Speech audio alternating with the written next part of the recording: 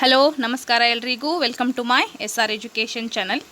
ಈ ದಿನ ನಾವು ಸೂಪರ್ 500 ಹಿಸ್ಟ್ರಿ ಕ್ವಶನ್ ಸಿರೀಸನ್ನು ಭಾಗ 12 ಆಗಿರ್ತದೆ. ಕಳೆದ ಕ್ಲಾಸಸ್ಗಳನ್ನು ನೀವು ನೋಡಬೇಕಂದ್ರೆ ನಮ್ಮ ಚಾನಲನ್ನು ಹಿಸ್ಟ್ರಿ ಸೂಪರ್ 500 ಎಂಬ ಒಂದು ಪ್ಲೇಲಿಸ್ಟಲ್ಲಿ ಹೋಗಿ ಆ ಎಲ್ಲ ಕ್ಲಾಸಸ್ಗಳನ್ನು ಕೂಡ ನೋಡ್ಬೋದಾಗತ್ತೆ. ಓಕೆ, ಇನ್ನು ನಮ್ಮ ಚಾನಲ್ ಯಾರು ಸಬ್ಸ್ಕ್ರೈಬ್ ಮಾಡ್ಕೊಂಡಿಲ್ಲ, ಚಾನಲ್ ಸಬ್ಸ್ಕ್ರೈಬ್ ಮಾಡ್ಕೊಳ್ಳಿ. ನಮ್ಮ ಹೊಸ ಚಾನಲ್ ಆಗಿದೆ, ಹಾಗಾಗಿ ನಮ್ಮನ್ನು ಸಪೋರ್ಟ್ ಮಾಡಿ ಅಂತ ಹೇಳ್ತಾ ವಿಡಿಯೋ ಪ್ರಾರಂಭ ಮಾಡೋಣ. ಎಲ್ಲ ಕ್ಲಾಸಸ್ಗಳು ತುಂಬಾ ಹೆಲ್ಪ್ಫುಲ್ ಆಗುತ್ತೆ ನಿಮ್ಮ ಒಂದು ಸ್ಪರ್ಧಾತ್ಮಕ ಪರೀಕ್ಷೆಗಳಿಗೆ. ಓಕೆ, ನೋಡೋಣ ಮೊದಲನೇ ಪ್ರಶ್ನೆ ಯಾವ ರೀತಿ ಇದೆ ಅಂತ. ಪ್ರಶ್ನೆ ಸಂಖ್ಯೆ 181. ದಿವಾನಿ ಅದಾಲತ್ ಎಂಬ ನಾಗರಿಕ ನ್ಯಾಯಾಲಯವನ್ನು ಸ್ಥಾಪಿಸಿದವರು ಯಾರು ಅಂತ ಇದೆ, ಇಂಪಾರ್ಟೆಂಟ್ ಆಗತ್ತೆ. ಆಪ್ಷನ್ಸ್ಗಳನ್ನು ನೋಡೋಣ. ವಾರನ್ ಹೆಸ್ಟಿಂಗ್ಸ್, ಎರಡನೇ Shah Alam, lord corn Wallis, ಈ ಮೇಲಿನ ಯಾರು ಅಲ್ಲ ಅಂತ ಇದೆ. ನೋಡೋಣ, ವಿವರಣೆಯನ್ನು ನೋಡ್ತಾ ಹೋಗೋಣ. 1764ರ ಬಕ್ಸಾರ್ ಕದನದ ನಂತರ ಮೊಘಲ್ ಚಕ್ರವರ್ತಿ ಶಾ ಆಲಮನು ದಿವಾನಿ ಹಕ್ಕು ಎಂಬ ಕಂದಾಯ ವಸೂಲಾತಿ ಹಕ್ಕನ್ನು ಬ್ರಿಟಿಷರಿಗೆ ನೀಡಿದನು. ಇದು ಗೊತ್ತಿದೆ, ಬಕ್ಸಾರ್ ಕದನದ ಪರಿಣಾಮಗಳಲ್ಲಿ ಇದನ್ನು ಕೂಡ ನಾವು ಅಭ್ಯಾಸ ಮಾಡ್ತೀವಿ, ಹೌದಲ್ವಾ. 1764ರ ನಂತರ ಬಕ್ಸಾರ್ ಕದನ ಆದಮೇಲೆ ಮೊಘಲರ ಚಕ್ರವರ್ತಿ ಯಾರಾಗಿರ್ತಾರೆ, ಎರಡನೇ ಶಾ ಆಲಂ. ಆತ ಏನು ಮಾಡ್ತಾನಪ್ಪ ಅಂದ್ರೆ ಬ್ರಿಟಿಷರಿಗೆ ದಿವಾನಿ ಹಕ್ಕು ಎಂಬ ಕಂದಾಯ ವಸೂಲಾತಿ ಹಕ್ಕನ್ನು ಬ್ರಿಟಿಷರಿಗೆ ನೀಡಿರ್ತಾನೆ. ಇಂಪಾರ್ಟೆಂಟ್ ಆಗಿರ್ತದೆ, ಕ್ವಶನ್ ಬರ್ತದೆ ಈ ಒಂದು ಹೇಳಿಕೆ ಮೇಲೆ. ಬಂಗಾಳದ ಪ್ರಾಂತ್ಯದಲ್ಲಿ ಆಡಳಿತ ಜಾರಿಗೆ ಬಂದಿತು. ಇದನ್ನು ಸರ್ಕಾರ ಅಂತಲೂ ಕೂಡ ಕರೆಯುತ್ತಾರೆ. ಯಾರು ತಗೊಂಡ್ಬಂದಿದ್ರು ಗೊತ್ತಿದೆ ಅಲ್ವಾ, ರಾಬರ್ಟ್ ಕ್ಲೈವ್. ಓಕೆ, ಆತ ಏನು ಮಾಡಿದ್ನಪ್ಪ ಅಂದರೆ ಬಂಗಾಳದಲ್ಲಿ ಸರ್ಕಾರ ಪದ್ಧತಿಯನ್ನು ಜಾರಿಗೆ ತಂದವರು ಯಾರು ಅಂತ ಆಲ್ರೆಡಿ ಕ್ವಶನ್ಸ್ ಆಗಿದೆ, ಹಾಗಾಗಿ ಮಹತ್ವಪೂರ್ಣವಾಗಿದೆ. ನೋಡ್ರಿ, ಇದರ ಪ್ರಕಾರ ಕಂದಾಯ ವಸೂಲಾತಿ, ನಾಗರಿಕ ಮತ್ತು ಅಪರಾಧ ನ್ಯಾಯ ನಿರ್ವಹಣಾ ವ್ಯವಸ್ಥೆಯನ್ನು ಭಾರತೀಯ ಅಧಿಕಾರಿಗಳಿಗೆ ನೀಡಲಾಯಿತು. ಈ ಸರ್ಕಾರ ಪದ್ಧತಿಯಲ್ಲಿ ಏನು ಮಾಡಲಾಯ್ತಪ್ಪ ಅಂದರೆ ಕಂದಾಯ ವಸೂಲಾತಿ, ನಾಗರಿಕ ಮತ್ತು ಅಪರಾಧ ನ್ಯಾಯ ನಿರ್ವಹಣಾ ವ್ಯವಸ್ಥೆಯನ್ನು ಭಾರತೀಯ ಅಧಿಕಾರಿಗಳಿಗೆ ನೀಡಲಾಯಿತು. ಅದೇ ರೀತಿಯಾಗಿ ವಸೂಲಾದ ಕಂದಾಯದ ನಿರ್ವಹಣಾ ಆಡಳಿತವನ್ನು ಬ್ರಿಟಿಷರು ತಮ್ಮ ಬಳಿಗೆ ಇಟ್ಟುಕೊಂಡರು. ಅಂದರೆ ಲಾಭವನ್ನು ತಂದು ಕೊಡುವಂತಹ ಕಂದಾಯ ವಸೂಲಾತಿಯನ್ನು ತಮ್ಮ ಕಡೆ ಇಟ್ಟುಕೊಂಡ್ರು ಯಾರು, ಬ್ರಿಟಿಷರು. ಇದಿಷ್ಟು ಕೂಡ ಎರಡನೇ ಶಾ ಆಲಮನಿಗೆ ಸಂಬಂಧಿಸಿರುವ ಹಾಗೆ ವಿವರಣೆ. ನೆಕ್ಸ್ಟ್ ನೋಡೋಣ. 1772ರಲ್ಲಿ ಗವರ್ನರ್ ಆಗಿ ಅಧಿಕಾರ ವಹಿಸಿಕೊಂಡ ವಾರನ್ ಹೆಸ್ಟಿಂಗ್ಸನು ಜಾರಿಗೆ ತಂದ ಹೊಸ ಯೋಜನೆಯ ಪ್ರಕಾರ ಪ್ರತಿ ಜಿಲ್ಲೆಯು 2 ಬಗೆಯ ನ್ಯಾಯಾಲಯಗಳನ್ನು ಹೊಂದಿರಬೇಕಿತ್ತು. ಅವುಗಳೆಂದರೆ ದಿವಾನಿ ಅದಾಲತ್ ಎಂಬ ನಾಗರಿಕ ನ್ಯಾಯಾಲಯಗಳು ಮತ್ತು ಫೌಜದಾರಿ ಅದಾಲತ್ ಎಂಬ ಅಪರಾಧ ನ್ಯಾಯಾಲಯಗಳು. Very important. ದಿವಾನಿ ಅದಾಲತ್ ಅಂದರೆ ಏನು, ನಾಗರಿಕ ನ್ಯಾಯಾಲಯಗಳು. ಫೌಜದಾರಿ ಅದಾಲತ್ ಅಂದರೆ ಅಪರಾಧ ನ್ಯಾಯಾಲಯಗಳು. ದಿವಾನಿ ಅದಾಲತ್ ಮತ್ತು ಫೌಜದಾರಿ ಅದಾಲತ್ಗಳನ್ನು ಯಾರು ಜಾರಿಗೆ ತಗೊಂಡ್ಬಂದ್ರು, ವಾರನ್ ಹೆಸ್ಟಿಂಗ್ಸ್. 1772ರಲ್ಲಿ ಗವರ್ನರ್ ಆಗಿ ಅಧಿಕಾರ ವಹಿಸಿಕೊಂಡಂತಹ ವಾರನ್ ಹೆಸ್ಟಿಂಗ್ಸ್ ಈ ರೀತಿಯಾದಂತಹ 2 ಹೊಸ ಯೋಜನೆಗಳನ್ನು ಆತ ಜಾರಿಗೆ ತಗೊಂಡ್ಬಂದ. ಯಾವ್ಯಾವು, ದಿವಾನಿ ಅದಾಲತ್ ಮತ್ತು ಫೌಜದಾರಿ ಅದಾಲತ್ ಎಂಬ ಒಂದು ನ್ಯಾಯಾಲಯಗಳು. ಇಂಪಾರ್ಟೆಂಟು. ಇಲ್ಲಿ ನಾಗರಿಕ ನ್ಯಾಯದಾನದ ಸಂದರ್ಭದಲ್ಲಿ ಹಿಂದೂಗಳಿಗೆ ಹಿಂದೂ ಶಾಸ್ತ್ರ ಗ್ರಂಥಗಳ ಪ್ರಕಾರ ಮತ್ತು ಮುಸ್ಲಿಮರಿಗೆ ಶರಿಯತ್ ಕಾನೂನುಗಳ ಪ್ರಕಾರ ನ್ಯಾಯದಾನ ನೀಡಲಾಗುತ್ತಿತ್ತು. ಯಾವುದರಲ್ಲಿ, ದಿವಾನಿ ಅದಾಲತ್ ಮತ್ತು ಫೌಜದಾರಿ ಅದಾಲತ್ ಎಂಬ ನ್ಯಾಯಾಲಯಗಳಲ್ಲಿ. ಓಕೆ, ಇದನ್ನು ಜಾರಿಗೆ ತಂದವರು ಯಾರು, ವಾರನ್ ಹೆಸ್ಟಿಂಗ್ಸ್. ಓಕೆ, ಖಾಯಂ ಜಮೀನ್ದಾರಿ ಪದ್ಧತಿ ಬಗ್ಗೆಯೂ ಕೂಡ ಸ್ವಲ್ಪ ಮಾಹಿತಿ ನೋಡ್ತಾ ಹೋಗೋಣ. ಯಾಕಪ್ಪ ಅಂದರೆ ಆಪ್ಷನ್ಸ್ಗಳಲ್ಲಿ ಲಾರ್ಡ್ ಕಾರ್ನ್ ವಾಲಿಸನು ಕೂಡ ಇದ್ದ, ಹಾಗಾಗಿ. ಓಕೆ, ಖಾಯಂ ಜಮೀನ್ದಾರಿ ಪದ್ಧತಿ ವಾರ್ಷಿಕವಾಗಿ ನಿರ್ದಿಷ್ಟ ಕಂದಾಯದ ಹಣವನ್ನು ಪಡೆಯಲು ಲಾರ್ಡ್ ಕಾರ್ನ್ ವಾಲಿಸನು 1793ರಲ್ಲಿ ಬಂಗಾಳ ಮತ್ತು ಬಿಹಾರ ಪ್ರಾಂತ್ಯಗಳಲ್ಲಿ ಹೊಸ ಕಂದಾಯ ಪದ್ಧತಿಯನ್ನು ಜಾರಿಗೊಳಿಸಿದನು. ಇಂಪಾರ್ಟೆಂಟ್ ಆಗತ್ತೆ, ಸುಮಾರು ಸತಿ ಈ ಇಸ್ವಿಯನ್ನು ಮ್ಯಾಚ್ ದ ಫಾಲೋವಿಂಗಲ್ಲಿ ಕೇಳಲಾಗತ್ತೆ. ಅಂದರೆ ಖಾಯಂ ಜಮೀನ್ದಾರಿ ಪದ್ಧತಿ ಜಾರಿಗೆ ಬಂದದ್ದು ಯಾವಾಗ, 1793ರಲ್ಲಿ. ಜಾರಿಗೆ ತಂದವರು ಯಾರು, ಲಾರ್ಡ್ ಕಾರ್ನ್ ವಾಲಿಸ್. ಇವು ಏನಾಗತ್ತಪ್ಪ ಅಂದರೆ ಲಾರ್ಡ್ ವೆಲೆಸ್ಲಿ, ಕಾರ್ನ್ ವಾಲಿಸ್ ಆಯಿತು, ವಾರನ್ ಹೆಸ್ಟಿಂಗ್ಸ್ ಆಯಿತು, ಬೆಂಟಿಂಕ್, ಇವ್ರ ನಡವಳಿಕೆ ಏನಾಗ್ತದಪ್ಪ ಅಂದರೆ ಕನ್ಫ್ಯೂಷನ್ ಕ್ರಿಯೇಟ್ ಆಗ್ತದೆ. ಹಾಗಾಗಿ ಇಂಪಾರ್ಟೆಂಟು, ಕ್ಲಿಯರ್ ಆಗಿ ನೆನಪಲ್ಲಿ ಇಟ್ಕೋಬೇಕು. ಖಾಯಂ ಜಮೀನ್ದಾರಿ ಪದ್ಧತಿಯನ್ನು ಜಾರಿಗೆ ತಂದವರು ಯಾರು, ಲಾರ್ಡ್ ಕಾರ್ನ್ ವಾಲಿಸ್. ಎಷ್ಟರಲ್ಲಿ, 1793ರಲ್ಲಿ. ಇಂಪಾರ್ಟೆಂಟ್ ಆಗತ್ತೆ, ನೆನಪಲ್ಲಿಟ್ಕೋರಿ. ಪ್ರಶ್ನೆ ಏನಿತ್ತು, ದಿವಾನಿ ಅದಾಲತ್ ಎಂಬ ನಾಗರಿಕ ನ್ಯಾಯಾಲಯವನ್ನು ಸ್ಥಾಪಿಸಿದವನು ಯಾರು ಅಂತ ಇದೆ. ಈ ಪ್ರಶ್ನೆಗೆ ಆಲ್ರೆಡಿ ನಿಮಗೆ ಆನ್ಸರ್ ಗೊತ್ತಾಗಿದೆ, ಯಾರು, Warren Hastings. Option 1 is a right answer. Okay, Diwani Adalat ಮತ್ತು ಫೌಜದಾರಿ ಅದಾಲತ್ ಎಂಬ ನ್ಯಾಯಾಲಯಗಳನ್ನು ಜಾರಿಗೆ ತಂದವರು ಯಾರಾಗ್ತಾರಪ್ಪ ಅಂತಂದರೆ ವಾರನ್ ಹೆಸ್ಟಿಂಗ್ಸ್ ಆಗ್ತಾರೆ. ಹಾಗಾದರೆ ನೆಕ್ಸ್ಟ್ ಪ್ರಶ್ನೆ ನೋಡೋಣ ಯಾವ ರೀತಿ ಇದೆ ಅಂತ. ಪ್ರಶ್ನೆ ಸಂಖ್ಯೆ 172. ಸೂಪರಿಂಟೆಂಡೆಂಟ್ ಆಫ್ ಪೊಲೀಸ್ ಹುದ್ದೆಯನ್ನು ಸೃಷ್ಟಿಸಿದವರು ಯಾರು ಅಂತ ಇದೆ.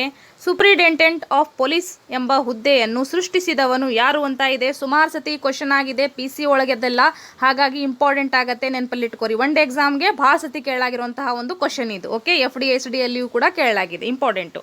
ಮಾಂಟೆಗೋ, Chelmsford, Lord Cornwallis, Warren Hastings, RM Bird ಮತ್ತು ಜೇಮ್ಸ್ ಥಾಮ್ಸನ್ ಅಂತ ಇದೆ ಆಪ್ಷನ್ಸಲ್ಲಿ. ನೋಡೋಣ ವಿವರಣೆಯನ್ನು ಯಾವ ರೀತಿ ಇದೆ ಅಂತ. 1919 ಭಾರತೀಯ ಪರಿಷತ್ ಕಾಯ್ದೆ. ಈ ಕಾಯ್ದೆಯನ್ನು ಮಾಂಟೆಗೋ ಚೇಮ್ಸ್ಫರ್ಡ್ ಸುಧಾರಣಾ ಕಾಯ್ದೆ ಅಂತಲೂ ಕರೆಯುವರು. ಯಾಕಂದರೆ ಚೇಮ್ಸ್ಫರ್ಡ್ ಆಪ್ಷನ್ಸಲ್ಲಿ ಇದೆ, ಹಾಗಾಗಿ ಅವ್ರ ಬಗ್ಗೆ ನೋಡ್ತಾ ಹೋಗೋಣ. 1919 ಭಾರತೀಯ ಪರಿಷತ್ ಕಾಯ್ದೆಯನ್ನು ಏನಂತ ಕರೆಯಲಾಗ್ತದೆ? ಮಾಂಟೆಗೋ ಚೇಮ್ಸ್ಫರ್ಡ್ ಸುಧಾರಣಾ ಕಾಯ್ದೆ ಅಂತಲೂ ಕೂಡ ಕರೆಯಲಾಗ್ತದೆ. ಇಂಪಾರ್ಟೆಂಟು, ಮಾಂಟೆಗೋ ಚೇಮ್ಸ್ಫರ್ಡ್ ಸುಧಾರಣಾ ಕಾಯ್ದೆ ಎಂದು ಈ ಕೆಳಗಿನ ಯಾವ ಕಾಯ್ದೆಯನ್ನು ಕರೆಯಲಾಗ್ತದೆ ಅಂತ ಕೊಟ್ಟು ಈ ರೀತಿ ಇಸ್ವಿಗಳನ್ನು ಕೊಟ್ಟರೆ ನೆನಪಲ್ಲಿಟ್ಟುಕೋರಿ. 1919 ಭಾರತೀಯ ಪರಿಷತ್ ಕಾಯ್ದೆಗೆ ಮಾಂಟೆಗೋ ಚೇಮ್ಸ್ಫರ್ಡ್ ಸುಧಾರಣಾ ಕಾಯ್ದೆ ಅಂತ ಕರೆಯಲಾಗ್ತದೆ. ಓಕೆ, ಇದು ಮೊದಲನೆಯ ಮಹಾಯುದ್ಧ ಎಷ್ಟರಲ್ಲಿ ನಡೆದಿತ್ತು? 1914ರಿಂದ 1918ಕ್ಕೆ ಮುಗಿದಿತ್ತು. ಓಕೆ, ಹಾಗಾಗಿ 1914ರಿಂದ 1918 ಮೊದಲನೆಯ ಮಹಾಯುದ್ಧದ ಸಂದರ್ಭದಲ್ಲಿ ಭಾರತೀಯರನ್ನು ಯುದ್ಧದಲ್ಲಿ ಬ್ರಿಟಿಷರ ಪರವಾಗಿ ಭಾಗವಹಿಸಲು ಪ್ರೇರೇಪಿಸಿದ ಹಿನ್ನೆಲೆಯಲ್ಲಿ ಈ ಕಾಯ್ದೆಯನ್ನು ಜಾರಿಗೆ ತರಲಾಯಿತು. ಯಾವುದು? ಮಾಂಟೆಗೋ ಚೇಮ್ಸ್ಫರ್ಡ್ ಸುಧಾರಣಾ ಕಾಯ್ದೆ. ಸೆಕ್ರೆಟರಿ ಆಫ್ ಸ್ಟೇಟ್ ಆಗಿದ್ದ ಮಾಂಟೆಗೋ ಅವರು ಮತ್ತು ಭಾರತದ ವೈಸ್ರಾಯ್ ಆಗಿದ್ದ ಚೇಮ್ಸ್ಫರ್ಡ್ ಅವರು 1919ರಲ್ಲಿ ಭಾರತೀಯ ಪರಿಷತ್ ಕಾಯ್ದೆಯನ್ನು ಜಾರಿಗೆ ತಂದರು. ಓಕೆ, 1919ರಲ್ಲಿ ಭಾರತೀಯ ಪರಿಷತ್ ಕಾಯ್ದೆ ಜಾರಿಗೆ ತಂದವರು ಯಾರು? ಸೆಕ್ರೆಟರಿ ಆಫ್ ಸ್ಟೇಟ್ ಯಾರಾಗಿರ್ತಾರೆ? ಮಾಂಟೆಗೋ ಆಗಿರ್ತಾರೆ. ಅದೇ ರೀತಿಯಾಗಿ ಭಾರತದ ವೈಸ್ರಾಯ್ ಯಾರಾಗಿರ್ತಾರಪ್ಪ ಅಂತಂದರೆ ಚೇಮ್ಸ್ಫರ್ಡ್ ಆಗಿರ್ತಾರೆ. ಹಾಗಾಗಿ ಈ ಒಂದು ಕಾಯ್ದೆಯನ್ನು ಏನಂತ ಕರೆಯಲಾಗ್ತದೆ? ಮಾಂಟೆಗೋ ಚೇಮ್ಸ್ಫರ್ಡ್ ಸುಧಾರಣಾ ಕಾಯ್ದೆ ಅಂತ ಕರೆಯಲಾಗ್ತದೆ. ನೆಕ್ಸ್ಟ್ ನೋಡೋಣ ವಿವರಣೆ ಯಾವ ರೀತಿ ಇದೆ ಅಂತ. ಬ್ರಿಟಿಷರ ಕಾಲದ ಸುಧಾರಣೆ. ಪೊಲೀಸ್ ವ್ಯವಸ್ಥೆ. ಆಂತರಿಕ ಶಾಂತಿ ಸುವ್ಯವಸ್ಥೆಯನ್ನು ಕಾಪಾಡುವ ಜವಾಬ್ದಾರಿಯನ್ನು ಹೊತ್ತಿರುವ ವರ್ಗವೇ ಪೊಲೀಸರು. ಇವರು ಬ್ರಿಟಿಷರು ತಂದಂತಹ ಒಂದು ಪೊಲೀಸ್ ಸುಧಾರಣಾ ವ್ಯವಸ್ಥೆ ಇದು.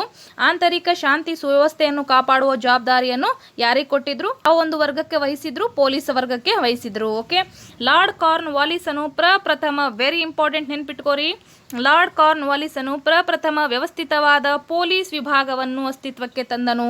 ಸುಮಾರು ಸತಿ ಕ್ವಶನ್ ಆಗಿದೆ. ಪ್ರಪ್ರಥಮವಾಗಿ ವ್ಯವಸ್ಥಿತವಾದ ಪೊಲೀಸ್ ವಿಭಾಗವನ್ನು ಅಸ್ತಿತ್ವಕ್ಕೆ ತಂದವರು ಯಾರು ಅಂದರೆ ಲಾರ್ಡ್ ಕಾರ್ನ್ ವಾಲಿಸ್ ಆಗಿರ್ತಾನೆ. ಅದೇ ರೀತಿಯಾಗಿ ಇವನು ಸೂಪರಿಂಟೆಂಡೆಂಟ್ ಆಫ್ ಪೊಲೀಸ್ SP ಎನ್ನುವ ಹುದ್ದೆಯನ್ನು ಸೃಷ್ಟಿಸಿದನು. ವೆರಿ ಇಂಪಾರ್ಟೆಂಟ್, SP ಎನ್ನುವ ಹುದ್ದೆಯನ್ನು ಸೃಷ್ಟಿಸಿದವರು ಯಾರು ಅಂದರೆ ಲಾರ್ಡ್ ಕಾರ್ನ್ ವಾಲಿಸ್ ಆಗಿರ್ತಾನೆ. Important, superintendent of police SP ಎನ್ನುವ ಹೊಸ ಹುದ್ದೆಯನ್ನು ಈತ ಸೃಷ್ಟಿ ಮಾಡಿದ. ಯಾರು? Lord corn Wallis. 1793, ಸಾರಿ ಇದು ಒಂದು ಎಕ್ಸ್ಟ್ರಾ ಬಂದಿದೆ, ತಪ್ಪಾಗತ್ತೆ. 1793ರಲ್ಲಿ ಪ್ರತಿ ಜಿಲ್ಲೆಯನ್ನು ಠಾಣೆಗಳನ್ನಾಗಿ ವಿಭಜಿಸಿ ಠಾಣೆಯನ್ನು ಕೋತ್ವಾಲರ ಅಧೀನದಲ್ಲೂ ಹಳ್ಳಿಗಳು ಚೌಕಿದಾರರ ಅಧೀನದಲ್ಲೂ ಇರುವಂತೆ ಮಾಡಿದನು. ಇಂಪಾರ್ಟೆಂಟ್ ಆಗತ್ತೆ. ಯಾರು ಮಾಡಿದ್ರು ಇವೆಲ್ಲ? Lord corn Wallis. Okay, important ಆಗತ್ತೆ. SP ಅನ್ನುವ ಒಂದು ಹೊಸ ಹುದ್ದೆಯನ್ನು ಕೂಡ ಆತ ಸೃಷ್ಟಿ ಮಾಡಿದ. ಅದೇ ರೀತಿಯಾಗಿ ಠಾಣೆಗಳನ್ನು ಕೋತ್ವಾಲರ ಅಧೀನದಲ್ಲೂ ಮತ್ತು ಹಳ್ಳಿಗಳನ್ನು ಚೌಕಿದಾರರ ಅಧೀನದಲ್ಲೂ ಇರುವಂತೆ ಮಾಡಿದ. ಇಂಪಾರ್ಟೆಂಟ್. ಠಾಣೆಯನ್ನು ಯಾರ ಒಂದು ಅಧೀನದಲ್ಲಿ ಕೊಡಲಾಗಿತ್ತು ಅಂತ ಕ್ವಶನ್ ಬರಬಹುದು. ಯಾರ ಅಧೀನದಲ್ಲಿ? ಕೋತ್ವಾಲರ ಅಧೀನದಲ್ಲಿ. ಅದೇ ರೀತಿಯಾಗಿ ಹಳ್ಳಿಗಳು ಚೌಕಿದಾರರ ಅಧೀನದಲ್ಲಿ ಇರುವಂತೆ ಮಾಡಿದರು. ನೆಕ್ಸ್ಟ್ ನೋಡೋಣ ವಿವರಣೆ ಯಾವ ರೀತಿ ಇದೆ ಅಂತ. ಭಾರತದ ಸಂವಿಧಾನ ಸುಧಾರಣೆಗಳು ಬ್ರಿಟಿಷರ ಆಡಳಿತದ ಕಾಲದಿಂದ ಆರಂಭವಾಯಿತು ಎನ್ನಬಹುದು. ಈ ದೇಶದ ಸಂವಿಧಾನ ಇತಿಹಾಸದಲ್ಲಿ ರೆಗ್ಯುಲೇಟಿಂಗ್ ಕಾಯ್ದೆ ಒಂದು ಪ್ರಮುಖ ಕಾಲಘಟ್ಟ. ಭಾರತದಲ್ಲಿ ಗವರ್ನರ್ ಜನರಲ್ ವಾರನ್ ಹೆಸ್ಟಿಂಗ್ಸ್ ಈ ಶಾಸನವನ್ನು 1773ರಲ್ಲಿ ಜಾರಿಗೆ ತಂದನು. ಯಾವ ಒಂದು ಶಾಸನವನ್ನು? ರೆಗ್ಯುಲೇಟಿಂಗ್ ಕಾಯ್ದೆ ಎಂಬ ಶಾಸನವನ್ನು. ಭಾರತದಲ್ಲಿ ಬ್ರಿಟಿಷರ ಆಡಳಿತಕ್ಕೆ ಈ ಶಾಸನವೇ ಅಡಿಗಲ್ಲಾಯಿತು. ಅದು ಈಸ್ಟ್ ಇಂಡಿಯಾ ಕಂಪನಿಗೆ ಸಂವಿಧಾನವನ್ನು ಒದಗಿಸಿಕೊಟ್ಟಿತು. ಭಾರತದ ಸಂವಿಧಾನಕ್ಕೆ ಒಂದು ಅಡಿಗಲ್ಲು ಯಾವುದು? ರೆಗ್ಯುಲೇಟಿಂಗ್ ಆ್ಯಕ್ಟ್ ಆಗಿತ್ತು. ಎಷ್ಟರಲ್ಲಿ? 1773ರಲ್ಲಿ. ಜಾರಿಗೆ ತಂದವರು ಯಾರು? Warren Hastings. ಇಂಪಾರ್ಟೆಂಟ್ ಆಗತ್ತೆ. ಓಕೆ, ವಾರನ್ ಹೆಸ್ಟಿಂಗ್ಸ್ ಈ ಶಾಸನವನ್ನು 1773ರಲ್ಲಿ ಜಾರಿಗೆ ತಂದನು. ಭಾರತ ಸಂವಿಧಾನ ಸುಧಾರಣೆಗಳು ಬ್ರಿಟಿಷರ ಆಡಳಿತದ ಕಾಲದಿಂದ ಆರಂಭವಾಗಿತ್ತು ಎನ್ನಬಹುದು. ಈ ದೇಶದ ಸಂವಿಧಾನ ಇತಿಹಾಸದಲ್ಲಿ ರೆಗ್ಯುಲೇಟಿಂಗ್ ಕಾಯ್ದೆ ಒಂದು ಪ್ರಮುಖ ಕಾಲಘಟ್ಟ. ಇಂಪಾರ್ಟೆಂಟ್ ಆಗತ್ತೆ, ನೆನಪಲ್ಲಿಟ್ಕೋರಿ. ನೆಕ್ಸ್ಟ್ ಮಾಹಿತಿ ನೋಡೋಣ ಯಾವ ರೀತಿ ಇದೆ ಅಂತ. ಮಹಲ್ವಾರಿ ಪದ್ಧತಿ ಬಗ್ಗೆ ಕೂಡ ನೋಡ್ತಾ ಹೋಗೋಣ. ಯಾಕಪ್ಪ ಅಂದರೆ ಆಪ್ಷನ್ಸಲ್ಲಿ RM ಬರ್ಡ್ ಮತ್ತು ಜೇಮ್ಸ್ ಥಾಮ್ಸನ್ ಅವರು ಕೂಡ ಇದ್ರು. ಹಾಗಾಗಿ ಅವರು ತಗೊಂಬಂದಿರುವಂತಹ ಒಂದು ನೀತಿಯನ್ನು ಕೂಡ ನೋಡ್ತಾ ಹೋಗೋಣ. ಮಹಲ್ವಾರಿ ಪದ್ಧತಿ ಉತ್ತರ ಪ್ರದೇಶದ ಮತ್ತು ಮಧ್ಯಪ್ರದೇಶದ ಅನೇಕ ಭಾಗಗಳಲ್ಲಿ, ಪಂಜಾಬ್ ಮತ್ತು ದೆಹಲಿ ಪ್ರಾಂತ್ಯಗಳಲ್ಲಿ ಮಹಲ್ಲುಗಳೇ ಸಾಮೂಹಿಕ ಒಪ್ಪಂದಗಳನ್ನು ಮಾಡಿಕೊಂಡು ಸರ್ಕಾರಕ್ಕೆ ತೆರಿಗೆಯನ್ನು ಸಲ್ಲಿಸುವ ಪದ್ಧತಿಯನ್ನು ಜಾರಿಗೆ ತರಲಾಯಿತು. ಓಕೆ, ಈ ಪದ್ಧತಿಯನ್ನು R.M. ಬರ್ಡ್ ಮತ್ತು ಜೇಮ್ಸ್ ಥಾಮ್ಸನ್ ರವರು ಪ್ರಯೋಗಿಸಿದರು. ಇಂಪಾರ್ಟೆಂಟ್ ಆಗತ್ತೆ. ಮಹಲ್ವಾರಿ ಪದ್ಧತಿಯನ್ನು ಯಾರು ಪ್ರಯೋಗ ಮಾಡಿದ್ರು ಅಂದರೆ R.M. ಬರ್ಡ್ ಮತ್ತು ಜೇಮ್ಸ್ ಥಾಮ್ಸನ್ ರವರ ಕಡೆಯಿಂದ ಜಾರಿಗೆ ಬಂದಿತ್ತು. ಯಾವ ಪದ್ಧತಿ? ಮಹಲ್ವಾರಿ ಪದ್ಧತಿ. ಮಹಲ್ ಎಂದರೆ ಏನಪ್ಪಾ ಅಂದರೆ ತಾಲೂಕು ಎಂದರ್ಥ. ಮಹಲ್ ಅಂದರೆ ಏನು? ತಾಲೂಕು ಎಂದರ್ಥ. ಇಂಪಾರ್ಟೆಂಟ್ ಆಗತ್ತೆ. ಕ್ವಶನ್ ನೋಡೋಣ ಯಾವ ರೀತಿ ಇತ್ತು ಅಂತ. ಸೂಪರಿಂಟೆಂಡೆಂಟ್ ಆಫ್ ಪೊಲೀಸ್ ಹುದ್ದೆಯನ್ನು ಸೃಷ್ಟಿಸಿದವನು ಯಾರು ಅಂತ ಕ್ವಶನ್ ಇತ್ತು. ಐ ಹೋಪ್ ನಿಮಗೆ ಆನ್ಸರ್ ಗೊತ್ತಾಗಿದೆ. ಯಾರಾಗಿರ್ತಾರೆ? Lord Cornwallis. Option 2 is a right answer. Superintendent of police ಅಥವಾ SP ಹುದ್ದೆಯನ್ನು ಸೃಷ್ಟಿಸಿದವರು ಯಾರು ಅಂದರೆ ಲಾರ್ಡ್ ಕಾರ್ನ್ ವಾಲಿಸ್ ಆಗಿರ್ತಾನೆ. ಓಕೆ, ಇಂಪಾರ್ಟೆಂಟು, ನೆನಪಲ್ಲಿಟ್ಕೋರಿ. ನೆಕ್ಸ್ಟ್ ನೋಡೋಣ ಮುಂದಿನ ಪ್ರಶ್ನೆ. ಪ್ರಶ್ನೆ ಸಂಖ್ಯೆ 183. ರೆಗ್ಯುಲೇಟಿಂಗ್ ಕಾಯ್ದೆ ಡ್ಯಾಶ್ ಅಲ್ಲಿ ಜಾರಿಗೆ ಬಂದಿತು ಅಂತ ಇದೆ. ನೋಡೋಣ. 1773ರಲ್ಲಿ, 1784ರಲ್ಲಿ, 1813ರಲ್ಲಿ ಮತ್ತು 1833ರಲ್ಲಿ. ಓಕೆ, ಕಳೆದ ಒಂದು ಕ್ವಶನ್ ಅನ್ನು ನೀವು ಗಮನಿಸಿದರೆ ಈ ಒಂದು ಆನ್ಸರ್ ಅನ್ನು ನೀವು ಕೊಡೋಕೆ ಏಬಲ್ ಇರ್ತೀರಿ ಅಂತ ಅನ್ಕೋತೀನಿ ನಾನು. ನೋಡೋಣ ರೆಗ್ಯುಲೇಟಿಂಗ್ ಕಾಯ್ದೆ ಯಾವಾಗ ಜಾರಿಗೆ ಬಂದಿತ್ತು ಅಂತ. ಇಂಪಾರ್ಟೆಂಟ್ ಕಾಯ್ದೆ ಆಗಿರ್ತದೆ, ಹಾಗಾಗಿ ಇಲ್ಲಿ ಕ್ವಶನ್ ರೂಪದಲ್ಲಿ ನಾನು ತಗೊಂಡ್ಬಂದಿರೋದು. ನೋಡೋಣ. ಈಸ್ಟ್ ಇಂಡಿಯಾ ಕಂಪನಿ ಆಳ್ವಿಕೆ ಅವಧಿಯಲ್ಲಿ ಜಾರಿಗೊಂಡಂತಹ ಪ್ರಮುಖ ಕಾಯ್ದೆಗಳ ಬಗ್ಗೆ ನೋಡೋಣ. ನೋಡ್ರಿ ಯಾವ್ಯಾವ ಇತ್ತು ಆಪ್ಷನ್ಸ್ ಅಲ್ಲಿ. 1773 ಇತ್ತು, 1784 ಇತ್ತು, ಅದೇ ರೀತಿ 1813 ಮತ್ತು 1833. ಈ 4 ಕಾಯ್ದೆಗಳು ಕೂಡ ಬ್ರಿಟಿಷರ ಒಂದು ಆಳ್ವಿಕೆಯ ಕಾಲದಲ್ಲಿ ಜಾರಿಗೊಂಡಂತಹ ಇಂಪಾರ್ಟೆಂಟ್ ಆಗಿರುವಂತಹ ಕಾಯ್ದೆಗಳು. ನೋಡ್ತಾ ಹೋಗೋಣ ಒಂದೊಂದಾಗಿ. 1773ರಿಂದ 1858 ಇದೇನಪ್ಪಾ ಅಂತಂದ್ರೆ ಬ್ರಿಟಿಷ್ ಈಸ್ಟ್ ಇಂಡಿಯಾ ಕಂಪನಿಯ ಒಂದು ಕಾಯ್ದೆಗಳು ಜಾರಿಗೆ ಬಂದಂತಹ ಒಂದು ಕಾಲಾವಧಿ. ಓಕೆ, ನೋಡೋಣ. 1773ರ ರೆಗ್ಯುಲೇಟಿಂಗ್ ಕಾಯ್ದೆ. ಹಾಗಾದರೆ ರೆಗ್ಯುಲೇಟಿಂಗ್ ಕಾಯ್ದೆ ಜಾರಿಗೆ ಬಂದಿದ್ದು ಯಾವಾಗ? 1773ರಲ್ಲಿ. ಓಕೆ, 1765ರಲ್ಲಿ ಜಾರಿಗೊಂಡ ದಿವಾನಿ ಹಕ್ಕಿನ ನಂತರ ಕಂಪನಿ ಅಧಿಕಾರಿಗಳು ಅಪರಿಮಿತ ದುರಾಶೆಗೆ ಒಳಗಾಗಿ ಅಧಿಕಾರವನ್ನು ತಮ್ಮ ವೈಯಕ್ತಿಕ ಶ್ರೀಮಂತಿಕೆಯನ್ನು ಹೆಚ್ಚುಪಡಿಸಿಕೊಳ್ಳಲು ಬಳಸಿಕೊಂಡರು. ನೋಡ್ರಿ, ಎರಡನೇ ಶಾ ಆಲಂ ಏನು ಮಾಡಿರ್ತಾನಪ್ಪ ಅಂದರೆ ಬಂಗಾಳದ ಮೇಲಿನ ಸಂಪೂರ್ಣ ದಿವಾನಿ ಹಕ್ಕನ್ನು ಯಾರಿಗೆ ಕೊಟ್ಟಿರ್ತಾನೆ? ಬ್ರಿಟಿಷ್ ಅಧಿಕಾರಿಗಳಿಗೆ ಕೊಟ್ಟಿರ್ತಾನೆ. ಆ ಹಕ್ಕನ್ನು ಪಡೆದುಕೊಂಡು ಅವ್ರೇನು ಮಾಡಿದ್ರಪ್ಪ ಅಂತಂದರೆ ಕಂಪನಿ ಅಧಿಕಾರಿಗಳು ಅಪರಿಮಿತ ದುರಾಶೆಗೆ ಒಳಗಾಗಿ ಅಧಿಕಾರವನ್ನು ತಮ್ಮ ವೈಯಕ್ತಿಕ ಶ್ರೀಮಂತಿಕೆಯನ್ನು ಹೆಚ್ಚಿಸಿಕೊಳ್ಳಲು ಅವರು ಬಳಸ್ಕೊಂಡ್ರು ವಿನ ಕಂಪನಿಯ ಲಾಭಕ್ಕಾಗಿ ಅವರು ಕೆಲಸ ಮಾಡಲಿಲ್ಲ. ತಮ್ಮ ವೈಯಕ್ತಿಕ ಶ್ರೀಮಂತಿಕೆಯನ್ನು ಅವರು ಹೆಚ್ಚಿಸ್ಕೊಳ್ಳಾಕತ್ರು. ಅವ್ರು ಏನು ಮಾಡಿದ್ರಪ್ಪ ಅಂದರೆ ವಿಪರೀತವಾಗಿ ಭ್ರಷ್ಟರಾದರು. ನೋಡೋಣ. ಭ್ರಷ್ಟಾಚಾರ ವಿಪರೀತವಾಯಿತು. ಇಂಗ್ಲೆಂಡಿನ ಶಾಸನ ಸಭೆಯ ಸದಸ್ಯನಾದ ಎಡ್ಮಂಡ್ ಬರ್ಕನು ವಾರ್ಷಿಕವಾಗಿ ಈಸ್ಟ್ ಇಂಡಿಯಾ ಕಂಪನಿಯಿಂದ ಬ್ರಿಟಿಷ್ ಸರ್ಕಾರ ಪಡೆಯುತ್ತಿದ್ದ ತೆರಿಗೆ ಹಣವನ್ನು ಅಪರಾಧ ತೆರಿಗೆ ಎಂದು ತೀಕ್ಷ್ಣವಾಗಿಯೇ ಟೀಕಿಸಿದನು. ಈ ವೆರಿ ಇಂಪಾರ್ಟೆಂಟ್ ಆಗತ್ತೆ. ಈಸ್ಟ್ ಇಂಡಿಯಾ ಕಂಪನಿಯಿಂದ ಬ್ರಿಟಿಷ್ ಸರ್ಕಾರ ಪಡೆಯುತ್ತಿದ್ದ ತೆರಿಗೆ ಹಣವನ್ನು ಅಪರಾಧ ತೆರಿಗೆ ಎಂದು ತೀಕ್ಷ್ಣವಾಗಿ ಟೀಕಿಸಿದವರು ಯಾರು ಅಂತ ಕ್ವಶನ್ ಬಂದಿದೆ. ಹಾಗಾಗಿ ಇಂಪಾರ್ಟೆಂಟ್ ಆಗತ್ತೆ. ಯಾರಾಗಿರ್ತಾರೆ? Edmund Burke. ಇವ್ರು ಯಾರು? ಇಂಗ್ಲೆಂಡಿನ ಶಾಸನ ಸಭೆಯ ಸದಸ್ಯನಾಗಿರ್ತಾನೆ. ಯಾರು? ಎಡ್ಮಂಡ್ ಬರ್ಕ್ ಅನ್ನೋರು. ಇವ್ರೇನು ಹೇಳ್ತಾರಪ್ಪ ಅಂತಂದ್ರೆ ಆ ಬ್ರಿಟಿಷ್ ಅಧಿಕಾರಿಗಳು ಭಾರತದಲ್ಲಿ ಮಾಡ್ತಾ ಇರುವಂತಹ ವಿಪರೀತ ಭ್ರಷ್ಟಾಚಾರವನ್ನು ತಿಳ್ಕೊಂಡು ಅವರು ಟೀಕಿಸಿರುವಂತಹ ಹೇಳಿಕೆ ಯಾವುದಪ್ಪ ಅಂತಂದ್ರೆ ಈಸ್ಟ್ ಇಂಡಿಯಾ ಕಂಪನಿಯಿಂದ ಬ್ರಿಟಿಷ್ ಸರ್ಕಾರ ಪಡೆಯುತ್ತಿದ್ದ ತೆರಿಗೆ ಹಣವನ್ನು ಅಪರಾಧ ತೆರಿಗೆ ಎಂದು ತೀಕ್ಷ್ಣವಾಗಿಯೇ ಟೀಕಿಸಿದರು. ಓಕೆ, ಅಪರಾಧ ತೆರಿಗೆ ಅಂತ ಅವ್ರು ಹೇಳಿದ್ರು. ಯಾಕಪ್ಪ ಅಂದ್ರೆ ಬ್ರಿಟಿಷರ ಅಧಿಕಾರಿಗಳು ಅಷ್ಟೊಂದು ಭ್ರಷ್ಟರಾಗಿ ಅಲ್ಲಿ ಕೆಲಸ ಮಾಡ್ತಾ ಇದ್ರು, ಎಲ್ಲಿ? ಭಾರತದಲ್ಲಿ. ಹಾಗಾಗಿ ಯಾರು ಹೇಳಿದ್ರು ಇದನ್ನ? ಎಡ್ಮಂಡ್ ಬರ್ಕ್ ರವರು. ಇಂಪಾರ್ಟೆಂಟ್ ಆಗತ್ತೆ. ಈ ಹಿನ್ನೆಲೆಯಲ್ಲಿ ರೆಗ್ಯುಲೇಟಿಂಗ್ ಕಾಯ್ದೆ ಜಾರಿಗೆ ತರೋದು ತುಂಬಾನೇ ಅವಶ್ಯಕತೆ ಆಯಿತು. ಯಾಕಪ್ಪ ಅಂದ್ರೆ ಆ ಅಧಿಕಾರಿಗಳ ಮೇಲೆ ಒಂದು ಕಡಿವಾಣ ಹಾಕಬೇಕಪ್ಪ ಅಂತಂದ್ರೆ ಅದಕ್ಕೆ ಒಂದು ರೆಗ್ಯುಲೇಟಿಂಗ್ ಅಥವಾ ನಿಯಂತ್ರಣ ಒಂದು ಕಾಯ್ದೆಯನ್ನು ಜಾರಿಗೆ ತರುವುದು ತುಂಬಾ ಅವಶ್ಯಕತೆ ಆಯಿತು. ಹಾಗಾಗಿ 1773ರಲ್ಲಿ ರೆಗ್ಯುಲೇಟಿಂಗ್ ಕಾಯ್ದೆ ಜಾರಿಗೆ ಬಂತು. ವೆರಿ ಇಂಪಾರ್ಟೆಂಟ್, ನೆನ್ಪಿಟ್ಕೋರಿ. ಯಾಕೆ ಬಂತು ಅಂತ ಕ್ವಶನ್ ಬಂದು ಹೇಳಿಕೆ ರೂಪದಲ್ಲಿ ಬಂದ್ರೆ ಬ್ರಿಟಿಷ್ ಭ್ರಷ್ಟ ಅಧಿಕಾರಿಗಳ ಒಂದು ನಿಯಂತ್ರಣಕ್ಕಾಗಿ ಈ ಕಾಯ್ದೆಯನ್ನು ಜಾರಿಗೆ ತರಲಾಯಿತು. ಇಂಪಾರ್ಟೆಂಟ್ ಆಗತ್ತೆ. 1784ರ ಬಗ್ಗೆಯೂ ಕೂಡ ನೋಡ್ತಾ ಹೋಗೋಣ. 1784ರಲ್ಲಿ ಯಾವ ಕಾಯ್ದೆ ಜಾರಿಗೆ ಬಂದಿತ್ತು? ಪಿಟ್ಸ್ ಇಂಡಿಯಾ ಕಾಯ್ದೆ ಜಾರಿಗೆ ಬಂದಿತ್ತು. ಎಷ್ಟರಲ್ಲಿ? 1784ರಲ್ಲಿ. 1773ರ ರೆಗ್ಯುಲೇಟಿಂಗ್ ಕಾಯ್ದೆಯಲ್ಲಿ ಕೆಲವು ಅನಿಶ್ಚಿತತೆಗಳು ಇದ್ದವು. ಅಂದರೆ ಕೆಲವೊಂದಿಷ್ಟು ತೊಡಕುಗಳಿದ್ದು ಅವುಗಳ ಒಂದು ನಿವಾರಣೆಗಾಗಿ ಇನ್ನೊಂದು ಹೊಸ ಕಾಯ್ದೆಯನ್ನು ತರಲಾಯಿತು. ಆ ಕಾಯ್ದೆ ಯಾವುದಾಗಿರ್ತದಪ್ಪ ಅಂದರೆ 1784ರ ಪಿಟ್ಸ್ ಇಂಡಿಯಾ ಕಾಯ್ದೆ ಆಗಿರ್ತದೆ. ಇಂಪಾರ್ಟೆಂಟು. ಇವುಗಳನ್ನು ನಿವಾರಿಸುವುದರ ಜೊತೆಗೆ ಬ್ರಿಟಿಷ್ ಸರ್ಕಾರದ ಅಧಿಕಾರವನ್ನು ಮತ್ತು ಕಂಪನಿ ಬ್ರಿಟಿಷ್ ಸರ್ಕಾರದ ಅಧಿಕಾರವನ್ನು ಮತ್ತು ಕಂಪನಿ ಸರ್ಕಾರಕ್ಕಿದ್ದ ಅಧಿಕಾರದ ಮಿತಿಗಳನ್ನು ಸ್ಪಷ್ಟಪಡಿಸುವುದೇ ಈ ಕಾಯ್ದೆಯ ಪ್ರಮುಖ ಉದ್ದೇಶ. ಯಾವ ಕಾಯ್ದೆಯ ಪ್ರಮುಖ ಉದ್ದೇಶ? 1784ರ ಪಿಟ್ಸ್ ಇಂಡಿಯಾ ಕಾಯ್ದೆಯ ಪ್ರಮುಖ ಉದ್ದೇಶ ಆಗಿತ್ತು. ಮತ್ತೊಂದು ಪ್ರಮುಖ ಅಂಶವೆಂದರೆ ನಿಯಂತ್ರಣ ಮಂಡಳಿ, ಬೋರ್ಡ್ ಆಫ್ ಕಂಟ್ರೋಲ್ ಎನ್ನುವ 6 ಜನ ಕಮಿಷನರ್ ಒಳಗೊಂಡ ಹೊಸ ಸಂಸ್ಥೆಯನ್ನು ಕೂಡ ಹುಟ್ಟುಹಾಕಲಾಯಿತು.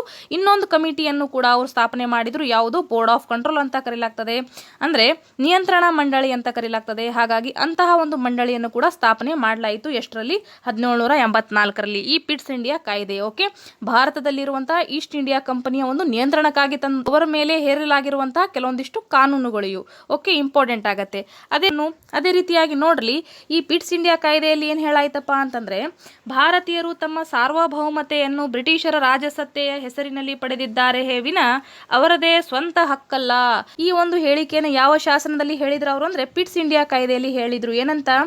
ಭಾರತೀಯರು ತಮ್ಮ ಸಾರ್ವಭೌಮತ್ವವನ್ನು ಬ್ರಿಟಿಷ್ ರಾಜಸತ್ತೆಯ ಹೆಸರಿನಲ್ಲಿ ಪಡೆದಿದ್ದಾರೆ ವಿನ ಅವರದೇ ಆದಂತಹ ಸ್ವಂತ ಹಕ್ಕಲ್ಲ ಎಂದು ಈ ಕಾಯ್ದೆಯಲ್ಲಿ ಹೇಳುವ ಮೂಲಕ ಭಾರತೀಯರ ರಾಜಕೀಯ ಹಕ್ಕುಗಳನ್ನು ನಿರ್ಣಾಯಕವಾಗಿ ಮೊಟಕುಗೊಳಿಸಿತು. ಅಂದ್ರೆ ಭಾರತೀಯರು ಯಾವುದೇ ರೀತಿಯಾದಂತಹ ರಾಜಕೀಯ ಹಕ್ಕುಗಳನ್ನು ಹೊಂದಿಲ್ಲ.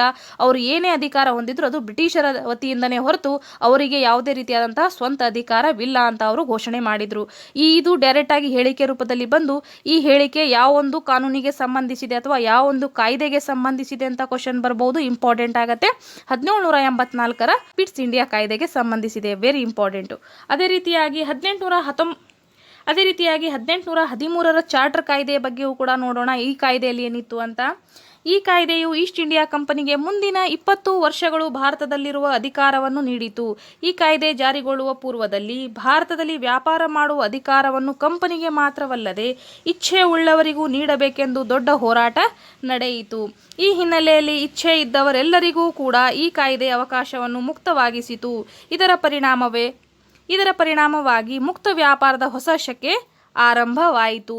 ನೋಡ್ರಿ, 1813ರ ಚಾರ್ಟರ್ ಕಾಯ್ದೆ ಬರುವಕ್ಕಿಂತ ಮುಂಚೆ ಭಾರತದಲ್ಲಿ ವ್ಯಾಪಾರ ಮಾಡುವ ಅಧಿಕಾರ ಕೇವಲ ಕಂಪನಿಗಳಿಗೆ ಮಾತ್ರ ಅಷ್ಟೇ ಕೊಡಬಾರ್ದು. ಯಾರಿಗೆ ಇಚ್ಛೆ ಇದೆ ಅಲ್ವಾ, ಯಾರಿಗೆ ಭಾರತದಲ್ಲಿ ಹೋಗಿ ವ್ಯಾಪಾರ ಮಾಡುವಂತ ಇಚ್ಛೆ ಇದೆ ಅಲ್ವಾ, ಅವರೆಲ್ಲರಿಗೂ ಕೂಡ ಕೊಡಬೇಕೆಂದು ಎಲ್ಲಿ ಆಯಿತು ಹೋರಾಟ? ಯುರೋಪಿನಲ್ಲಿ ಆಯಿತು.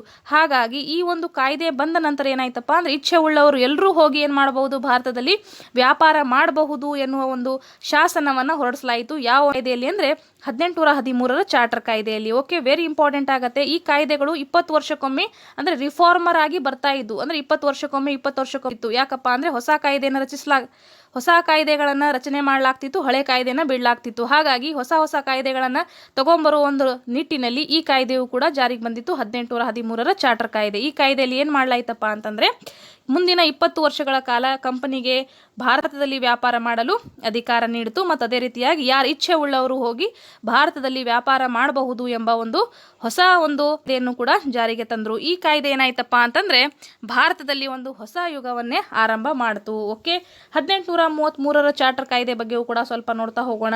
ಈ ಕಾಯ್ದೆಯು ಅನುಷ್ಠಾನಕ್ಕೆ ಬರುವ ಪೂರ್ವದಲ್ಲಿ ಭಾರತದ ಒಟ್ಟು ವ್ಯವಸ್ಥೆಯನ್ನು ಮತ್ತಷ್ಟು ಸುಧಾರಿಸುವ ಉದ್ದೇಶವು ಈ ಕಾಯ್ದೆಯ ಅನುಷ್ಠಾನದ ಹಿನ್ನೆಲೆಯಾಗಿತ್ತು. ಅಂದರೆ 1813ರ ಚಾರ್ಟರ್ ಕಾಯ್ದೆ ಆದಮೇಲೆ 1833ರ ಚಾರ್ಟರ್ ಕಾಯ್ದೆಯಲ್ಲಿ ಮತ್ತೆ ಕೆಲವೊಂದಿಷ್ಟು ಸುಧಾರಣೆಗಳು ಅದು ನೋಡೋಣ. ಈಸ್ಟ್ ಇಂಡಿಯಾ ಕಂಪನಿಗೆ ಮುಂದಿನ 20 ವರ್ಷದ ಪರವಾನಗಿಯನ್ನು ನೀಡಲಾಯಿತು. ಅದೇ ರೀತಿಯಾಗಿ ಈ ಕಾಯ್ದೆಯಲ್ಲಿ ಬಂಗಾಳದ ಗವರ್ನರ್ ಜನರಲ್ ಅನ್ನು ಭಾರತದ ಗವರ್ನರ್ ಜನರಲ್ನಾಗಿ ನಾಮಕರಣ ಮಾಡಲಾಯಿತು. ಬಹಳ ಸತಿ ಕ್ವಶನ್ ಆಗಿದೆ, ಯಾವ ಕಾಯ್ದೆಯಲ್ಲಿ ಬಂಗಾಳದ ಗವರ್ನರ್ ಜನರಲ್ ಅನ್ನು ಭಾರತದ ಗವರ್ನರ್ ಜನರಲ್ನಾಗಿ ನಾಮಕರಣ ಮಾಡಲಾಯಿತು ಅಂತ ಕ್ವಶನ್ ಬಂದಿದೆ. ಯಾವ ಒಂದು ಕಾಯ್ದೆಯಲ್ಲಿ? 1833ರ ಚಾರ್ಟರ್ ಕಾಯ್ದೆಯಲ್ಲಿ. ವೆರಿ ಇಂಪಾರ್ಟೆಂಟ್, ನೆನಪಲ್ಲಿಟ್ಕೋರಿ. ಓಕೆ, ಭಾರತದ ಮೊಟ್ಟ ಮೊದಲ ಗವರ್ನರ್ ಜನರಲ್ ಯಾರಾದರೂ? ಹಾಗಾದರೆ ಯಾರಾಗಿರ್ತಾರೆ? ವಿಲಿಯಂ ಬೆಂಟಿಂಕ್ ಆಗಿರ್ತಾನೆ. ವಿಲಿಯಂ ಬೆಂಟಿಂಕನು ಭಾರತದ ಪ್ರಪ್ರಥಮ ಗವರ್ನರ್ ಜನರಲ್ ಆಗಿ ನಾಮಕರಣ ಮಾಡಲಾಯಿತು. ವೆರಿ ಇಂಪಾರ್ಟೆಂಟ್, ನೆನಪಲ್ಲಿಟ್ಕೋರಿ. ಮೊದಲಿಗೆ ಏನು ಮಾಡಲಾಯಿತು? ಬಂಗಾಳದ ಗವರ್ನರ್ ಜನರಲ್ನಾಗಿ ಮಾಡಲಾಯಿತು. ಅದು ಆದಮೇಲೆ 1833ರಲ್ಲಿ ಏನು ಮಾಡಲಾಯ್ತಪ್ಪ ಅಂತಂದರೆ ಬಂಗಾಳದ ಗವರ್ನರ್ ಜನರಲನ್ನು ಭಾರತದ ಗವರ್ನರ್ ಜನರಲನ್ನಾಗಿ ಘೋಷಣೆ ಮಾಡಲಾಯಿತು. ಪ್ರಪ್ರಥಮ ಭಾರತದ ಗವರ್ನರ್ ಜನರಲ್ ಆಗಿ ಯಾರು ಬಂದಿರ್ತಾರಪ್ಪ ಅಂತಂದರೆ ವಿಲಿಯಂ ಬೆಂಟಿಂಕ್ ಬಂದಿರ್ತಾರೆ. ಹಾಗಾಗಿ ಇಂಪಾರ್ಟೆಂಟ್ ಆಗತ್ತೆ, ನೆನಪಲ್ಲಿಟ್ಕೋರಿ. ಯಾವಾಗ ಇದು? ಯಾವ ಒಂದು ಚಾರ್ಟರ್ ಕಾಯ್ದೆಯಲ್ಲಿ? 1833ರ ಚಾರ್ಟರ್ ಕಾಯ್ದೆಯಲ್ಲಿ. ವೆರಿ ಇಂಪಾರ್ಟೆಂಟ್, ನೆನಪಲ್ಲಿಟ್ಕೊಳ್ಳೋಕ್ಕೆ ಸಾಧ್ಯ ಆಗಿರಬೇಕು. ರೆಗ್ಯುಲೇಟಿಂಗ್ ಕಾಯ್ದೆ ಡ್ಯಾಶ್ ರಲ್ಲಿ ಜಾರಿಗೆ ಬಂದಿತ್ತು ಅಂತ ಇದೆ. ಈ ಪ್ರಶ್ನೆಯ ಹಿನ್ನೆಲೆಯಲ್ಲಿ ನಾವು ಇಷ್ಟೊಂದು ಮಾಹಿತಿಗಳನ್ನು ಅಭ್ಯಾಸ ಮಾಡಿದ್ವಿ. ಕಂಪ್ಲೀಟ್ ಆಗಿ 4 ಇಸ್ವಿಗಳ ಬಗ್ಗೆ ಅಭ್ಯಾಸ ಮಾಡಿದ್ವಿ. 1773ರಲ್ಲಿ ಯಾವ ಒಂದು ಕಾಯ್ದೆ ಜಾರಿಗೆ ಬಂದಿತ್ತಪ್ಪ ಅಂತಂದ್ರೆ ರೆಗ್ಯುಲೇಟಿಂಗ್ ಕಾಯ್ದೆ ಜಾರಿಗೆ ಬಂದಿತ್ತು. Option 1 is the right answer. ಅದೇ ರೀತಿಯಾಗಿ ನಾವು 1784ರ ಪಿಟ್ಸ್ ಇಂಡಿಯಾ ಕಾಯ್ದೆ, 1813ರ ಚಾರ್ಟರ್ ಕಾಯ್ದೆ ಮತ್ತು 1833ರ ಚಾರ್ಟರ್ ಕಾಯ್ದೆ ಬಗ್ಗೆಯೂ ಕೂಡ ಅಭ್ಯಾಸ ಮಾಡಿದ್ವಿ. ಇಂಪಾರ್ಟೆಂಟ್ ಆಗತ್ತೆ, ಎಲ್ಲವನ್ನು ಕೂಡ ನೋಟ್ಸ್ ಮಾಡ್ಕೊಳ್ಳಿ ಮತ್ತೆ ನೆನಪಲ್ಲಿಟ್ಕೊಳ್ಳೋಕ್ಕೆ ಪ್ರಯತ್ನ ಮಾಡಿ. ನೆಕ್ಸ್ಟ್ ನೋಡೋಣ ಮುಂದಿನ ಪ್ರಶ್ನೆ ಯಾವ ರೀತಿ ಇದೆ ಅಂತ. ಪ್ರಶ್ನೆ ಸಂಖ್ಯೆ 184.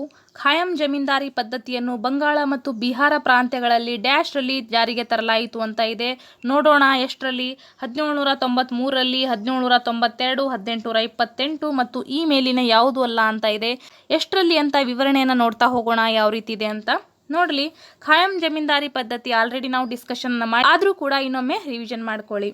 ಖಾಯಂ ಜಮೀನ್ದಾರಿ ಪದ್ಧತಿ ವಾರ್ಷಿಕವಾಗಿ ನಿರ್ದಿಷ್ಟ ಕಂದಾಯದ ಹಣವನ್ನು ಪಡೆಯಲು ಲಾರ್ಡ್ ಕಾರ್ನ್ ವಾಲಿಸನು 1793ರಲ್ಲಿ, ವೆರಿ ಇಂಪಾರ್ಟೆಂಟ್ ನೆನಪಿಟ್ಕೋರಿ, ಲಾರ್ಡ್ ಕಾರ್ನ್ ವಾಲಿಸನು 1793ರಲ್ಲಿ ಬಂಗಾಳ ಮತ್ತು ಬಿಹಾರ ಪ್ರಾಂತ್ಯಗಳಲ್ಲಿ ಹೊಸ ಕಂದಾಯ ಪದ್ಧತಿಯನ್ನು ಜಾರಿಗೊಳಿಸಿದನು. ಯಾವುದು? ಖಾಯಂ ಜಮೀನ್ದಾರಿ ಪದ್ಧತಿ.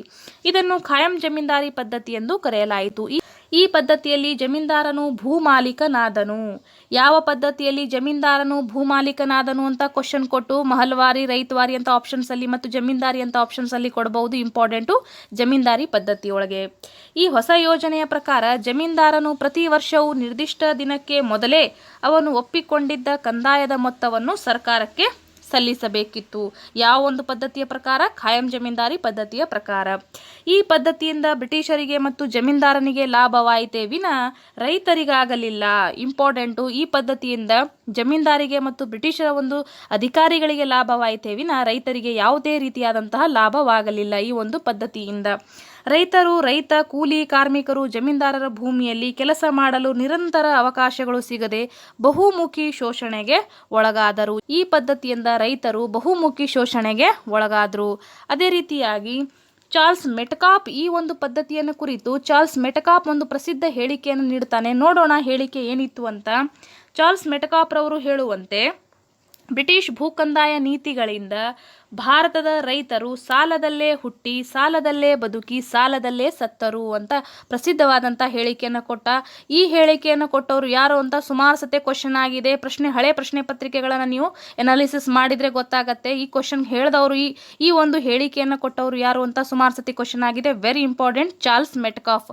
ವೆರಿ ಇಂಪಾರ್ಟೆಂಟ್ ಆಗಿರುವಂಥ ಒಂದು ಫ್ಯಾಕ್ಟ್ ಇದು. ಓಕೆ, ಏನಂತ ಹೇಳಿದ್ರು ಅವರು ಹೇಳಿಕೆ? ಭಾರತದ ರೈತರು ಸಾಲದಲ್ಲೇ ಹುಟ್ಟಿ, ಸಾಲದಲ್ಲೇ ಬದುಕಿ, ಸಾಲದಲ್ಲೇ ಸತ್ತರು ಎಂಬ ಪ್ರಸಿದ್ಧ ಹೇಳಿಕೆಯನ್ನು ಕೊಟ್ಟವರು ಯಾರು? ಚಾರ್ಲ್ಸ್ ಮೆಟ್ಕಾಪ್. ಓಕೆ, ಯಾವ ಒಂದು ಪದ್ಧತಿಯ ಜಾರಿಗೆ ಬಂದಿದ್ರಿಂದ? ಖಾಯಂ ಜಮೀನ್ದಾರಿ ಪದ್ಧತಿ ಜಾರಿಗೆ ಬಂದಿದ್ದನ್ನು ಕುರಿತು ಅವರು ಈ ರೀತಿಯಾದಂತಹ ಒಂದು ಹೇಳಿಕೆಯನ್ನು ಕೊಟ್ಟರು. ನೆಕ್ಸ್ಟ್ ನೋಡ್ರಿ, ರೈತವಾರಿ ಪದ್ಧತಿಯ ಬಗ್ಗೆಯೂ ಕೂಡ ಸ್ವಲ್ಪ ನೋಡ್ತಾ ಹೋಗೋಣ. ರೈತವಾರಿ ಪದ್ಧತಿಯನ್ನು ಮೊದಲಿಗೆ ಒಂದು ಪ್ರಯೋಗವಾಗಿ ಬಾರಾಮಹಲ್ ಪ್ರಾಂತ್ಯದಲ್ಲಿ 1792ರಲ್ಲಿ ಅಲೆಕ್ಸಾಂಡರ್ ರೀಡ್ ಎನ್ನುವವನು ಜಾರಿಗೊಳಿಸಿದನು. ಇಂಪಾರ್ಟೆಂಟ್ ಆಗತ್ತೆ. ರೈತವಾರಿ ಪದ್ಧತಿಯನ್ನು ಮೊದಲ ಬಾರಿಗೆ ಬಾರಾಮಹಲ್ ಪ್ರಾಂತ್ಯದಲ್ಲಿ ಒಂದು ಪ್ರಯೋಗವಾಗಿ ಜಾರಿಗೊಳಿಸಿದವರು ಯಾರು ಅಂದರೆ ಅಲೆಕ್ಸಾಂಡರ್ ರೀಡ್. ಎಷ್ಟರಲ್ಲಿ? 1792ರಲ್ಲಿ. ಇಂಪಾರ್ಟೆಂಟ್ ಇಸ್ವಿ ಇದು. ಅದೇ ರೀತಿಯಾಗಿ 1820ರಲ್ಲಿ ಥಾಮಸ್ ಮನ್ರೋ ಮದ್ರಾಸ್ ಪ್ರಾಂತ್ಯಗಳಲ್ಲಿ ಈ ಪದ್ಧತಿಯನ್ನು ತದನಂತರ ಜಾರಿಗೊಳಿಸಿದನು. ಓಕೆ, ಹಾಗಾಗಿ ಎಷ್ಟರಲ್ಲಿ? 1820ರಲ್ಲಿ. ಯಾರು? Thomas Munro. ಇಂಪಾರ್ಟೆಂಟು. ಅದೇ ರೀತಿಯಾಗಿ 1828ರಲ್ಲಿ ವಿಲಿಯಂ ಬೆಂಟಿಂಕನು ಗವರ್ನರ್ ಜನರಲ್ ಆಗಿ ನೇಮಕಗೊಂಡ ನಂತರ ಬ್ರಿಟಿಷ್ ಶಿಕ್ಷಣದ ವಿಸ್ತರಣೆಗೆ ಮತ್ತಷ್ಟು ವಿಶೇಷ ಪ್ರೋತ್ಸಾಹ ದೊರಕಿತು. ಯಾರ ಕಾಲಾವಧಿಯಲ್ಲಿ? ವಿಲಿಯಂ ಬೆಂಟಿಂಕನ ಕಾಲಾವಧಿಯಲ್ಲಿ. Okay, important. ಇದಿಷ್ಟು ಕೂಡ ಇಂಪಾರ್ಟೆಂಟ್ ಮಾಹಿತಿ. ಕ್ವಶನ್ ಕಡೆ ಹೋಗೋಣ ಯಾವ ರೀತಿ ಇತ್ತು ಅಂತ. ಖಾಯಂ ಜಮೀನ್ದಾರಿ ಪದ್ಧತಿಯನ್ನು ಬಂಗಾಳ ಮತ್ತು ಬಿಹಾರ ಪ್ರಾಂತ್ಯಗಳಲ್ಲಿ ಡ್ಯಾಶ್ ರಲ್ಲಿ ಜಾರಿಗೆ ತರಲಾಯಿತು ಅಂದರೆ ಈ ಪ್ರಶ್ನೆಗೆ ಸರಿಯಾದಂತಹ ಉತ್ತರ ಆಪ್ಷನ್ 1 ಆಗತ್ತೆ. 1793ರಲ್ಲಿ ಜಾರಿಗೆ ತರಲಾಯಿತು. ಯಾರು ಜಾರಿಗೆ ತಗೊಂಡ್ಬಂದ್ರು? Lord Cornwallis. ನೆಕ್ಸ್ಟ್ ಪ್ರಶ್ನೆ ನೋಡೋಣ ಯಾವ ರೀತಿ ಇದೆ ಅಂತ. ಪ್ರಶ್ನೆ ಸಂಖ್ಯೆ 185. ಆಧುನಿಕ ಶಿಕ್ಷಣದ ಪ್ರಸಾರಕ್ಕೆ ಉತ್ತೇಜನ ನೀಡಿದ ಮೊದಲ ಬ್ರಿಟಿಷ್ ಅಧಿಕಾರಿ ಯಾರು ಅಂತ ಇದೆ. ವೆರಿ ಇಂಪಾರ್ಟೆಂಟ್ ಕ್ವಶನ್ ಇದು. ಇದು ಕೂಡ ಸುಮಾರು ಸತಿ ಕ್ವಶನ್ ಆಗಿದೆ. ನೋಡ್ರಿ, ಆಧುನಿಕ ಭಾರತದ ಇತಿಹಾಸದಲ್ಲಿ ಬಹಳಷ್ಟು ಟೈಪಲ್ಲಿ ಕ್ವಶನ್ಸ್ಗಳನ್ನು ಕೇಳಲಾಗತ್ತೆ. ಹಾಗಾಗಿ ಪ್ರತಿ ಪಾಯಿಂಟ್ಸನ್ನು ಕೂಡ ನಾವು ನೆನಪಲ್ಲಿಟ್ಕೊಳ್ಳೋಕ್ಕೆ ಸಾಧ್ಯ ಆಗಿರಬೇಕು. ನೋಡ್ತಾ ಹೋಗೋಣ. ಆಧುನಿಕ ಶಿಕ್ಷಣದ ಪ್ರಸಾರಕ್ಕೆ ಉತ್ತೇಜನ ನೀಡಿದ ಮೊದಲ ಬ್ರಿಟಿಷ್ ಅಧಿಕಾರಿ ಯಾರು ಅಂತಂದರೆ ನೋಡೋಣ ಆಪ್ಷನ್ಸ್ಗಳನ್ನು. Warren Hastings, William Bentinck, Sir Charles Woods, ಅದೇ ರೀತಿಯಾಗಿ ಲಾರ್ಡ್ ಡಾಲ್ ಹೌಸಿ ಅಂತ ಇದೆ. ನೋಡ್ತಾ ಹೋಗೋಣ ವಿವರಣೆಯನ್ನು ಯಾವ ರೀತಿ ಇದೆ ಅಂತ. 18ನೇ ಶತಮಾನದ ಹೊಸ ಬ್ರಿಟಿಷ್ ಆಡಳಿತದ ಕಾಲಘಟ್ಟದಲ್ಲಿ ಭಾರತದಲ್ಲಿದ್ದ ಐರೋಪ್ಯ ಮತ್ತು ಆಂಗ್ಲೋ ಇಂಡಿಯನ್ ಸಮುದಾಯಗಳ ಮಕ್ಕಳಿಗೆ ಹೊಸ ಶಾಲೆಗಳು ಪ್ರಾರಂಭವಾದವು. ಆದರೆ ಈ ಶಿಕ್ಷಣ ಕ್ರಮವು ವಿಸ್ತರಣೆಗೆ ಆಗದಿದ್ದುದರಿಂದ ಸ್ಥಳೀಯ ಮಕ್ಕಳಿಗೆ ಯಾವುದೇ ಪ್ರಯೋಜನವಾಗಲಿಲ್ಲ. ಅಂದರೆ ಆಂಗ್ಲೋ ಇಂಡಿಯನ್ ಮಕ್ಕಳಿಗೆ ಮತ್ತು ಅವರಿಗೆಲ್ಲ ಪ್ರಯೋಜನ ಆಯಿತು, ಆದರೆ ಯಾವುದೇ ರೀತಿಯಾದಂತಹ ಭಾರತೀಯ ಸ್ಥಳೀಯ ಮಕ್ಕಳಿಗೆ ಈ ಒಂದು ಯೋಜನೆಯಿಂದ ಯಾವುದೇ ರೀತಿಯ ಪ್ರಯೋಜನ ಆಗಲಿಲ್ಲ. ಅದೇ ರೀತಿಯಾಗಿ ಆಧುನಿಕ ಶಿಕ್ಷಣದ ಪ್ರಸಾರಕ್ಕೆ ಉತ್ತೇಜನ ಕೊಟ್ಟ ಮೊದಲ ಬ್ರಿಟಿಷ್ ಅಧಿಕಾರಿ ಯಾರೆಂದರೆ ವಾರನ್ ಹೆಸ್ಟಿಂಗ್ಸ್ ಆಗಿರ್ತಾರೆ. Very important. ಆಧುನಿಕ ಶಿಕ್ಷಣದ ಪ್ರಸಾರಕ್ಕೆ ಉತ್ತೇಜನ ಕೊಟ್ಟ ಮೊದಲ ಬ್ರಿಟಿಷ್ ಅಧಿಕಾರಿ ಯಾರೆಂದರೆ ವಾರನ್ ಹೆಸ್ಟಿಂಗ್ಸ್ ಆಗಿರ್ತಾನೆ. ಎಷ್ಟರಲ್ಲಿ? 1781ರಲ್ಲಿ ಅವನು ಕಲ್ಕತ್ತಾ ಮದರಸಾವನ್ನು ಪ್ರಾರಂಭಿಸಿದನು. ಯಾರು? Warren Hastings. ಕಲ್ಕತ್ತಾ ಮದರಸಾವನ್ನು ಪ್ರಾರಂಭ ಯಾವಾಗ ಮಾಡಲಾಯಿತು ಅಂದರೆ 1781ರಲ್ಲಿ. ಮಾಡಿದವರು ಯಾರು? Warren Hastings. ಅದೇ ರೀತಿಯಾಗಿ ಜೊನಾಥನ್ ಡಂಕನ್ ಎಂಬ ಮತ್ತೊಬ್ಬ ಬ್ರಿಟಿಷ್ ವ್ಯಕ್ತಿಯು 1792ರಲ್ಲಿ ಬನಾರಸ್ಸಿನಲ್ಲಿ ಸಂಸ್ಕೃತ ಕಾಲೇಜನ್ನು ಪ್ರಾರಂಭಿಸಿದರು.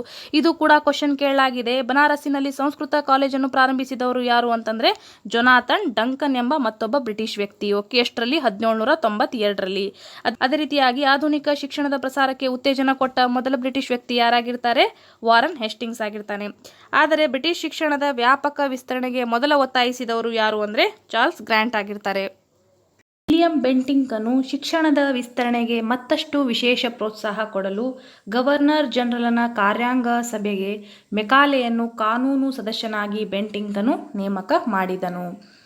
1835ರಲ್ಲಿ ಇಂಗ್ಲಿಷ್ ಶಿಕ್ಷಣ ಸಂಬಂಧಿಸಿದಂತೆ ಮೆಕಾಲೆಯು ಕೊಟ್ಟ ವರದಿಯೇ ಆಧುನಿಕ ಭಾರತದ ಶಿಕ್ಷಣ ವ್ಯವಸ್ಥೆಗೆ ತಳಹದಿಯಾಯಿತು. Very important. ಇದು ನೆನಪಲ್ಲಿಟ್ಕೊಳ್ಳೋಕೆ ಸಾಧ್ಯ ಆಗಿರಬೇಕು.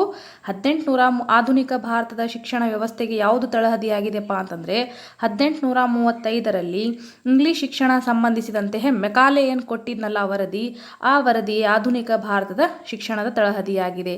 ಆ ಒಂದು ವರದಿಯ ಮೇಲೇನೆ ಈಗಿನ ಒಂದು ಇಂಗ್ಲಿಷ್ ಶಿಕ್ಷಣದ ನೀತಿಯು ನಾವು ಮುಂದುವರಿಸ್ಕೊಂಡು ಹೋಗ್ತಾ ಇದ್ದೀವಿ. ಹಾಗಾಗಿ ಇಂಪಾರ್ಟೆಂಟ್ ಆಗುತ್ತೆ ವಿಲಿಯಂ ಬೆಂಟಿಂಕನ್ ಸಂಬಂಧಿಸಿದ ಹಾಗೆ. ಅದೇ ರೀತಿಯಾಗಿ ಅವನ ಯೋಜನೆ ಪ್ರಮುಖ ಅಂಶವೆಂದರೆ ರಕ್ತ ಮಾಂಸಗಳಲ್ಲಿ ಭಾರತೀಯರಾಗಿಯೂ ಅಭಿರುಚಿ, ಅಭಿಪ್ರಾಯ, ನೀತಿ ಮತ್ತು ಬುದ್ಧಿವಂತಿಕೆಯಲ್ಲಿ ಇಂಗ್ಲಿಷರಾಗುವ ಹೊಸ ಭಾರತೀಯ ವಿದ್ಯಾವಂತ ವರ್ಗವನ್ನು ಸೃಷ್ಟಿ ಮಾಡುವುದು. Very important. ಇದು ಸುಮಾರು ಸತಿ ಕೇಳಲಾಗಿದೆ. ಮೆಕಾಲೆಯ ಒಂದು ನೀತಿ ಏನಾಗಿತ್ತಪ್ಪ ಅಂತಂದರೆ ರಕ್ತ ಮಾಂಸಗಳಲ್ಲಿ ಭಾರತೀಯರಾಗಿಯೂ ಅಭಿರುಚಿ, ಅಭಿಪ್ರಾಯ, ನೀತಿ ಮತ್ತು ಬುದ್ಧಿವಂತಿಕೆಯಲ್ಲಿ ಇಂಗ್ಲಿಷರಾಗುವ ಹೊಸ ಭಾರತೀಯ ವಿದ್ಯಾವಂತ ವರ್ಗವನ್ನು ಸೃಷ್ಟಿ ಮಾಡುವುದೇನಾಗಿತ್ತಪ್ಪ ಅಂದರೆ ಮೆಕಾಲೆಯ ಒಂದು ನೀತಿಯಾಗಿತ್ತು. Okay, important. ಇದು ನೆನಪಲ್ಲಿಟ್ಕೋರಿ. ಅದೇ ರೀತಿಯಾಗಿ 1830ರ ದಶಕದ ನಂತರ ಪ್ರಮುಖ ಬೆಳವಣಿಗೆ ಏನಾಯಿತು ನೋಡೋಣ. ಸರ್ ಚಾರ್ಲ್ಸ್ ವುಡ್ಸ್ ಏನು ಮಾಡಿದ್ನಪ್ಪ ಅಂದ್ರೆ 1854ರ ಆಯೋಗದ ಶಿಫಾರಸುಗಳ ಆಧಾರದ ಮೇಲೆ ಅಂದಿನ ಗವರ್ನರ್ ಜನರಲ್ ಆದ ಲಾರ್ಡ್ ಡಲ್ಹೌಸಿಯು ಕಲ್ಕತ್ತಾ, ಬಾಂಬೆ ಮತ್ತು ಮದ್ರಾಸುಗಳಲ್ಲಿ ನೂತನ ವಿಶ್ವವಿದ್ಯಾನಿಲಯಗಳನ್ನು 1857ರಲ್ಲಿ ಸ್ಥಾಪಿಸಿದನು. ಇಲ್ಲಿಂದ ನಂತರ ಶಿಕ್ಷಣವು ಸಾರ್ವತ್ರಿಕರಣಗೊಳ್ಳತೊಡಗಿತ್ತು. ಇಂಪಾರ್ಟೆಂಟ್ ಆಗತ್ತೆ, ನೆನಪಲ್ಲಿಟ್ಕೋರಿ. ಕಲ್ಕತ್ತಾ, ಬಾಂಬೆ ಮತ್ತು ಮದ್ರಾಸುಗಳಲ್ಲಿ ನೂತನ ವಿಶ್ವವಿದ್ಯಾನಿಲಯಗಳನ್ನು ಯಾರು ಸ್ಥಾಪನೆ ಮಾಡಿದ್ರು? ಲಾರ್ಡ್ ಡಲ್ಹೌಸಿಯು ಸ್ಥಾಪನೆ ಮಾಡಿದ್ರು. ಹಾಗಾಗಿ ಇಂಪಾರ್ಟೆಂಟ್ ಆಗತ್ತೆ. ಅದೇ ರೀತಿಯಾಗಿ 1854ರ ಆಯೋಗದ ಶಿಫಾರಸುಗಳ ಆಧಾರದ ಮೇಲೆ ಅಂದಿನ ಗವರ್ನರ್ ಯಾರಾಗಿರ್ತಾರಪ್ಪ ಅಂದರೆ ಲಾರ್ಡ್ ಡಲ್ಹೌಸಿ ಆಗಿರ್ತಾನ. ಅದೇ ರೀತಿಯಾಗಿ 1830ರ ದಶಕದ ನಂತರ ಪ್ರಮುಖ ಬೆಳವಣಿಗೆ ಏನೇನಾಯಿತು ನೋಡ್ತಾ ಹೋಗೋಣ. ಅದೇ ರೀತಿಯಾಗಿ ಇವೆಲ್ಲವೂ ಕೂಡ 1830ರ ದಶಕದ ನಂತರ ಪ್ರಮುಖ ಬೆಳವಣಿಗೆ ಆಯಿತು ಅಂತ ಅನ್ಬೋದು. ಓಕೆ, ಸರ್ ಚಾರ್ಲ್ಸ್ ವುಡ್ಸನ ವರದಿ ಅಥವಾ ವುಡ್ಸ್ ಡಿಸ್ಪ್ಯಾಚ್ ಅಂತ ಕರಿತೀವಲ್ವಾ, ವುಡ್ಸನ ವರದಿ ಯಾವಾಗ ಬಂತು ಅಂತ ಸುಮಾರು ಸತಿ ಕೇಳಲಾಗಿದೆ. ಇಂಪಾರ್ಟೆಂಟ್ ಆಗತ್ತೆ. ಸರ್ ಚಾರ್ಲ್ಸ್ ವುಡ್ಸನ ವರದಿ 1854ರಲ್ಲಿ ಬಂತು. ಈ ಆಯೋಗದ ಶಿಫಾರಸುಗಳ ಆಧಾರದ ಮೇಲೆ ಏನಾಯ್ತಪ್ಪ ಅಂತಂದ್ರೆ ಅಂದಿನ ಗವರ್ನರ್ ಜನರಲ್ ಲಾರ್ಡ್ ಡಲ್ಹೌಸಿ ಏನು ಮಾಡಿದ್ನಪ್ಪ ಅಂದ್ರೆ ಕಲ್ಕತ್ತಾ, ಬಾಂಬೆ ಮತ್ತು ಮದ್ರಾಸುಗಳಲ್ಲಿ ಹೊಸತನ ವಿಶ್ವವಿದ್ಯಾನಿಲಯಗಳನ್ನು ಸ್ಥಾಪಿಸಲಿಕ್ಕೆ ಮುಂದಾದ ಅಂತ ಹೇಳಬಹುದು. ಇಷ್ಟೆಲ್ಲ ಕೂಡ ಇಂಪಾರ್ಟೆಂಟ್ ಆಗಿರುವಂತಹ ಮಾಹಿತಿಗಳನ್ನು ನೋಡಿದ್ವಿ. ಪ್ರಶ್ನೆ ಏನಿತ್ತು? ಆಧುನಿಕ ಶಿಕ್ಷಣದ ಪ್ರಸಾರಕ್ಕೆ ಉತ್ತೇಜನ ನೀಡಿದ ಮೊದಲ ಬ್ರಿಟಿಷ್ ಅಧಿಕಾರಿ ಯಾರು ಅಂತ ಕ್ವಶನ್ ಇತ್ತು. Warren Hastings, William Bentinck, sir Charles Woods ಅಂತ ಇದೆ, ಲಾರ್ಡ್ ಡಲ್ಹೌಸಿ ಅಂತ ಇದೆ. ಈ ಪ್ರಶ್ನೆಗೆ ಸರಿಯಾದಂತಹ ಉತ್ತರ ಆಪ್ಷನ್ 1 ಆಗುತ್ತೆ, ವಾರನ್ ಹೆಸ್ಟಿಂಗ್ಸ್. ಆಧುನಿಕ ಶಿಕ್ಷಣದ ಪ್ರಸಾರಕ್ಕೆ ಉತ್ತೇಜನ ನೀಡಿದ ಮೊದಲ ಬ್ರಿಟಿಷ್ ಅಧಿಕಾರಿ ಯಾರಾಗಿದ್ರು? ವಾರನ್ ಹೆಸ್ಟಿಂಗ್ಸ್ ಆಗಿದ್ದ. ಹಾಗಾಗಿ ಇಂಪಾರ್ಟೆಂಟ್ ಆಗುತ್ತೆ. ನೆಕ್ಸ್ಟ್ ನೋಡೋಣ ಮುಂದಿನ ಪ್ರಶ್ನೆ. ಅದೇ ರೀತಿಯಾಗಿ ಪ್ರಶ್ನೆ ಸಂಖ್ಯೆ 186. 1935ರ ಭಾರತ ಸರ್ಕಾರ ಕಾಯ್ದೆಗೆ ಸಂಬಂಧಿಸಿದಂತೆ ಈ ಕೆಳಗಿನ ಹೇಳಿಕೆಗಳನ್ನು ಗಮನಿಸಿ ಅಂತ ಇದೆ. ಹೇಳಿಕೆಗಳನ್ನು ನೋಡ್ತಾ ಹೋಗೋಣ ಯಾವ ರೀತಿ ಇದೆ ಅಂತ. ಮೊದಲನೇ ಹೇಳಿಕೆ, ಭಾರತದ ಸಂವಿಧಾನ ರಚನೆಗೆ ಈ ಕಾಯ್ದೆಯು ಬುನಾದಿಯಾಗಿದೆ. ಈ ಕಾಯ್ದೆಯು ರೂಪುಗೊಳ್ಳಲು ಮೋತಿಲಾಲ್ ನೆಹರು ಅವರ ಅಧ್ಯಕ್ಷತೆಯಲ್ಲಿ ತಯಾರಾದ 1928ರ ವರದಿಯು ಮುಖ್ಯವಾಗಿದೆ. ಅಂದರೆ 1928ರ ವರದಿ ಯಾವುದಕ್ಕೆ ಒಂದು ಸಹಾಯ ಆಯಿತಪ್ಪ ಅಂದರೆ 1935ರ ಒಂದು ಭಾರತ ಸರ್ಕಾರ ಕಾಯ್ದೆಗೆ ಸಹಾಯಕವಾಯಿತು. ಸಂವಿಧಾನದ ಬಹುತೇಕ ಅಂಶಗಳು ಈ ಕಾಯ್ದೆಯನ್ನೇ ಆಧರಿಸಿ ರಚಿಸಲಾಗಿದೆ. ಈ ಕಾಯ್ದೆಯು ಭಾರತಕ್ಕೆ ಸಂಪೂರ್ಣ ಜವಾಬ್ದಾರಿಯುತ ಸರ್ಕಾರ ರಚಿಸಲು ಅವಕಾಶ ನೀಡಿತು. ಯಾವ ಕಾಯ್ದೆ? 1935ರ ಭಾರತ ಸರ್ಕಾರ ಕಾಯ್ದೆ. ಇದು ಇಂಪಾರ್ಟೆಂಟ್ ಆಗತ್ತೆ. ಇದು ಬ್ರಿಟಿಷ್ ಭಾರತದ ಪ್ರಾಂತ್ಯಗಳಿಗೆ ಮಾತ್ರ ಅನ್ವಯವಾಗದೆ ದೇಶೀಯ ಸಂಸ್ಥಾನಗಳಿಗೂ ಅನ್ವಯವಾಗುವ ಅಂಶಗಳನ್ನು ಒಳಗೊಂಡಿತ್ತು ಅಂತ ಇದೆ. ಎಲ್ಲ ಅಂಶಗಳು ಒಳಗೊಂಡಿತ್ತು. ಯಾವ ಒಂದು ಕಾಯ್ದೆಯಪ್ಪ ಅಂದರೆ 1935ರ ಭಾರತ ಸರ್ಕಾರ ಕಾಯ್ದೆ. ಈ ಮೇಲಿನ ಎಲ್ಲವೂ ಸರಿ ಅಂತ ಇದೆ. ಈ ಪ್ರಶ್ನೆಗೆ ಸರಿಯಾದಂತಹ ಉತ್ತರ ಆಪ್ಷನ್ 4 ಆಗತ್ತೆ. ಈ ಮೇಲಿನ ಎಲ್ಲ ಹೇಳಿಕೆಗಳು ಕೂಡ ಸರಿಯಾಗಿದ್ದಾವೆ. ಯಾವುದಕ್ಕೆ ಸಂಬಂಧಿಸಿದ ಹಾಗೆ ಅಂದರೆ 1935ರ ಭಾರತ ಸರ್ಕಾರ ಕಾಯ್ದೆಗೆ ಸಂಬಂಧಿಸಿದ ಹಾಗೆ. ಓಕೆ, ಇಂಪಾರ್ಟೆಂಟ್ ಪಾಯಿಂಟ್ಸು ಹೇಳಿಕೆ ರೂಪದಲ್ಲಿ ಪ್ರಶ್ನೆಗಳು ಬರಬಹುದು. ಈ ಪ್ರಶ್ನೆಗೆ ಸಂಬಂಧಿಸಿರುವ ಹಾಗೆ ಕೆಲವೊಂದಿಷ್ಟು ವಿವರಣೆಯನ್ನು ಕೂಡ ನೋಡ್ತಾ ಹೋಗೋಣ. 1935ರ ಕಾಯ್ದೆ ಅತಿ ಮುಖ್ಯವಾದಂತಹ ಕಾಯ್ದೆ. ಇಲ್ಲೇ ಪಾಲಿಟಿಯಲ್ಲಿ ಡಿಸ್ಕ್ರಿಪ್ಟಿವ್ ಆಗಿಯೂ ಕೂಡ ಕ್ವಶನ್ ಬರ್ತಿದ್ದಾವೆ. ಅದೇ ರೀತಿಯಾಗಿ ನಮಗೆ ಅಬ್ಜೆಕ್ಟಿವ್ ಟೈಪ್ ಕೂಡ ಕ್ವಶನ್ ಬರ್ತಾವೆ. ಹಾಗಾಗಿ ವೆರಿ ಇಂಪಾರ್ಟೆಂಟ್ ಆಗಿರ್ತದೆ. ಹಾಗಾಗಿ ಈ ಕಾಯ್ದೆ ತುಂಬಾ ಮಹತ್ವಪೂರ್ಣವಾದಂತಹ ಕಾಯ್ದೆ ಆಗಿರ್ತದೆ. ಯಾವುದು? 1935ರ ಭಾರತ ಸರ್ಕಾರ ಕಾಯ್ದೆ. Very important. ನೋಡೋಣ ಈ ಕಾಯ್ದೆ ಒಳಗೊಂಡಿರುವಂತಹ ಅಂಶಗಳು ಏನೇನು ಅಂತ ನೋಡೋಣ. ಬ್ರಿಟಿಷ್ ಪ್ರಾಂತ್ಯಗಳ ದೇಶೀಯ ಸಂಸ್ಥಾನಗಳು ಹಾಗೂ ಆಶ್ರಿತ ರಾಜರನ್ನೊಳಗೊಂಡ ಅಖಿಲ ಭಾರತ ಒಕ್ಕೂಟವನ್ನು ರಚಿಸಲು ಅವಕಾಶ ನೀಡಿತು. ನೋಡ್ರಿ, ಬ್ರಿಟಿಷ್ ಪ್ರಾಂತ್ಯಗಳ ದೇಶೀಯ ಸಂಸ್ಥಾನಗಳಾಗಿರ್ಬಹುದು ಮತ್ತು ಬ್ರಿಟಿಷ್ ಪ್ರಾಂತ್ಯಗಳನ್ನಾಗಿರ್ಬಹುದು ಆಶ್ರಿತ ರಾಜರನ್ನೊಳಗೊಂಡ ಅಖಿಲ ಭಾರತ ಒಕ್ಕೂಟವನ್ನು ರಚಿಸಲು ಅವಕಾಶ ನೀಡಿತು. ಅದೇ ರೀತಿಯಾಗಿ ಕೇಂದ್ರದಲ್ಲಿ ದ್ವಿಸರ್ಕಾರವನ್ನು ಅಂದರೆ ಡಯಾರ್ಕಿ ಸಿಸ್ಟಮ್, ಕೇಂದ್ರದಲ್ಲಿ ದ್ವಿಸರ್ಕಾರವನ್ನು ಸ್ಥಾಪಿಸಲಾಯಿತು. ಭಾರತೀಯ ರಿಸರ್ವ್ ಬ್ಯಾಂಕ್ ಸ್ಥಾಪನೆಗೆ ಅವಕಾಶ ನೀಡಿತು. ವೆರಿ ಇಂಪಾರ್ಟೆಂಟ್, ಸುಮಾರು ಸತಿ ಕೇಳಲಾಗಿದೆ. ಭಾರತೀಯ ರಿಸರ್ವ್ ಬ್ಯಾಂಕ್ ಸ್ಥಾಪನೆಗೊಂಡಿದ್ದು ಯಾವಾಗ ಅಂದರೆ ಗೊತ್ತಿದೆ ಅಲ್ವಾ? ಏಪ್ರಿಲ್ 1, 1935. ಹಾಗಾಗಿ ವೆರಿ ಇಂಪಾರ್ಟೆಂಟ್ ಆಗಿರ್ತದೆ. ಆ ಒಂದು ಭಾರತೀಯ ರಿಸರ್ವ್ ಬ್ಯಾಂಕ್ಗೆ ಸ್ಥಾಪನೆ ಮಾಡಲು ಅವಕಾಶ ನೀಡಿರುವಂತಹ ಕಾಯ್ದೆ ಯಾವುದು ಅಂದರೆ 1935ರ ಭಾರತ ಸರ್ಕಾರ ಕಾಯ್ದೆ. ಪ್ರಾಂತ್ಯಗಳಲ್ಲಿ ದ್ವಿಸರ್ಕಾರ ಪದ್ಧತಿಯನ್ನು ರದ್ದುಗೊಳಿಸಿ ಪ್ರಾಂತ್ಯಗಳಿಗೆ ಸ್ವಾಯತ್ತತೆ ನೀಡಲಾಯಿತು. ಪ್ರಾಂತ್ಯಗಳಿಗೆ ಸ್ವಾಯತ್ತತೆಯನ್ನು ನೀಡಲಾಯಿತು. ಹೊಸ ಪದ್ಧತಿಗಳನ್ನು ಜಾರಿಗೆ ತಂದ್ರಪ್ಪ ಅಂತಂದರೆ ಪ್ರಾಂತ್ಯಗಳಿಗೆಲ್ಲರಿಗೂ ಕೂಡ ಸ್ವಾಯತ್ತತೆಯನ್ನು ನೀಡಲಾಯಿತು. ಅಂದರೆ ತಮ್ಮ ಒಂದು ಅಧಿಕಾರವನ್ನು, ಅಂದರೆ ಆ ಪ್ರಾಂತ್ಯಗಳು ತಮ್ಮ ಒಂದು ಸ್ವ ಅಧಿಕಾರವನ್ನು, ಅಂದರೆ ಆ ಎಲ್ಲ ಪ್ರಾಂತ್ಯಗಳಲ್ಲಿಯೂ ಕೂಡ ಅಂದರೆ ಪ್ರಾಂತ್ಯಗಳಿಗೆ ಸ್ವಾಯತ್ತತೆಯನ್ನು ನೀಡಲಾಯಿತು. ಅದೇ ರೀತಿಯಾಗಿ ಭಾರತದಲ್ಲಿ ಫೆಡರಲ್ ಕೋರ್ಟ್ ಸ್ಥಾಪನೆಗೆ ಅವಕಾಶವನ್ನು ನೀಡಲಾಯಿತು. ಎಲ್ಲ ಅಂಶಗಳು ಯಾವ ಒಂದು ಕಾಯ್ದೆಗೆ ಸಂಬಂಧಿಸಿದೆ ಅಂತಂದರೆ 1935ರ ಭಾರತ ಸರ್ಕಾರ ಕಾಯ್ದೆಗೆ ಸಂಬಂಧಿಸಿರುವಂತಹ ಪ್ರಮುಖ ಅಂಶಗಳು ಇವಾಗಿರ್ತವೆ. ಪ್ರಶ್ನೆಗೆ ಸಂಬಂಧಿಸಿರುವಂತಹ ಆ ಒಂದಷ್ಟು ಹೇಳಿಕೆಗಳು ಓಕೆ ಇಂಪಾರ್ಟೆಂಟ್ ಆಗಿರ್ತವೆ. 1935ರ ಭಾರತ ಸರ್ಕಾರ ಕಾಯ್ದೆಗೆ ಸಂಬಂಧಿಸಿದಂತಹ ಪ್ರಮುಖ ಹೇಳಿಕೆಗಳು ಮತ್ತು ವಿವರಣೆಯನ್ನು ನೋಡ್ತಾ ಹೋಗಿದ್ವಿ. ಹೇಳಿಕೆಗಳನ್ನು ಇನ್ನೊಮ್ಮೆ ನೀವು ಓದ್ಕೊಳ್ಳಿ, ಇಂಪಾರ್ಟೆಂಟ್ ಆಗಿರ್ತದೆ. ಅದೇ ರೀತಿಯಾಗಿ ನೆಕ್ಸ್ಟ್ ಪ್ರಶ್ನೆ ನೋಡೋಣ ಯಾವ ರೀತಿ ಇದೆ ಅಂತ. ಪ್ರಶ್ನೆ ಸಂಖ್ಯೆ 187. ಗವರ್ನರ್ ಜನರಲ್ ಹುದ್ದೆಯ ಪದನಾಮವನ್ನು ಬದಲಾಯಿಸಿ ವೈಸ್ರಾಯ ಎಂಬ ಪದವನ್ನು ಬಳಕೆಗೆ ತಂದದ್ದು ಯಾವಾಗ ಅಂತ ಇದೆ. ಅಂದರೆ ವೈಸ್ರಾಯ ಎಂಬ ಪದ ಯಾವಾಗ ಬಳಕೆಗೆ ಬಂದಿತ್ತು ಅಂತ ಇದೆ. ಮೊದಲಿಗೆ ಏನಂತ ಕರಿತಿದ್ರು? ಗವರ್ನರ್ ಜನರಲ್ ಅಂತ ಕರೀಲಾಗ್ತಿತ್ತು. ಅದು ಆದಮೇಲೆ ವೈಸ್ರಾಯ ಎಂಬ ಪದ ಬಳಕೆಗೆ ಬಂತು. ಅದು ಯಾವಾಗ ಬಂತು ನೋಡೋಣ. ಆಪ್ಷನ್ಸ್ ಅಲ್ಲಿ ನೋಡಿ, 1858, 1919, 1961. ಈ ಮೇಲಿನ ಯಾವುದು ಅಲ್ಲ ಅಂತ ಇದೆ. ನೋಡೋಣ, ವಿವರಣೆಯನ್ನು ನೋಡ್ತಾ ಹೋಗೋಣ ಯಾವ ರೀತಿ ಇದೆ ಅಂತ. ಭಾರತ ಸರ್ಕಾರ ಕಾಯ್ದೆ 1858. ಈ ಕಾಯ್ದೆಯನ್ನು 1857ರ ಸೈನಿಕ ಮತ್ತು ನಾಗರಿಕ ಕ್ರಾಂತಿಯ ಹಿನ್ನೆಲೆಯಲ್ಲಿ ಅರ್ಥೈಸಿಕೊಳ್ಳಬಹುದು. ಯಾಕಪ್ಪ ಅಂದರೆ 1857ರಲ್ಲಿ ಪ್ರಥಮ ಸ್ವತಂತ್ರ ಸಂಗ್ರಾಮ ನಡೆದ ಈ ಒಂದು ಕಾಯ್ದೆಯನ್ನು ಜಾರಿಗೊಳಿಸಲಾಯಿತು. ಯಾವ ಕಾಯ್ದೆ? ಭಾರತ ಸರ್ಕಾರ ಕಾಯ್ದೆ 1858 ಜಾರಿಗೊಳಿಸಲಾಯಿತು. ಅದೇ ರೀತಿಯಾಗಿ ಬ್ರಿಟಿಷ್ ಭಾರತವು ಬ್ರಿಟಿಷ್ ಸರ್ಕಾರದ ನೇರ ಆಳ್ವಿಕೆಗೆ ಒಳಪಡುವಂತಾಯಿತು. ಅಂದರೆ ಇಷ್ಟು ದಿನ ಕಂಪನಿಯ ಒಂದು ಆಳ್ವಿಕೆ ನಡೀತಾ ಇತ್ತು. ಈಗ ಏನಾಯ್ತಪ್ಪ ಅಂತಂದರೆ ಆ ಒಂದು ಆಳ್ವಿಕೆ ನೇರವಾಗಿ ಬ್ರಿಟಿಷ್ ಸರ್ಕಾರಕ್ಕೆ ಹೋಯಿತು. ನವೆಂಬರ್ 1, 1858ರಂದು ಬ್ರಿಟಿಷ್ ರಾಣಿ ವಿಕ್ಟೋರಿಯಾ ಒಂದು ಘೋಷಣೆಯನ್ನು ಹೊರಡಿಸಿ ತಮ್ಮ ಅವಧಿಯಲ್ಲಿ ಭಾರತದ ಎಲ್ಲ ಕ್ಷೇತ್ರವನ್ನು ಅಭಿವೃದ್ಧಿಪಡಿಸುವುದೆಂದು ಘೋಷಿಸಿದರು.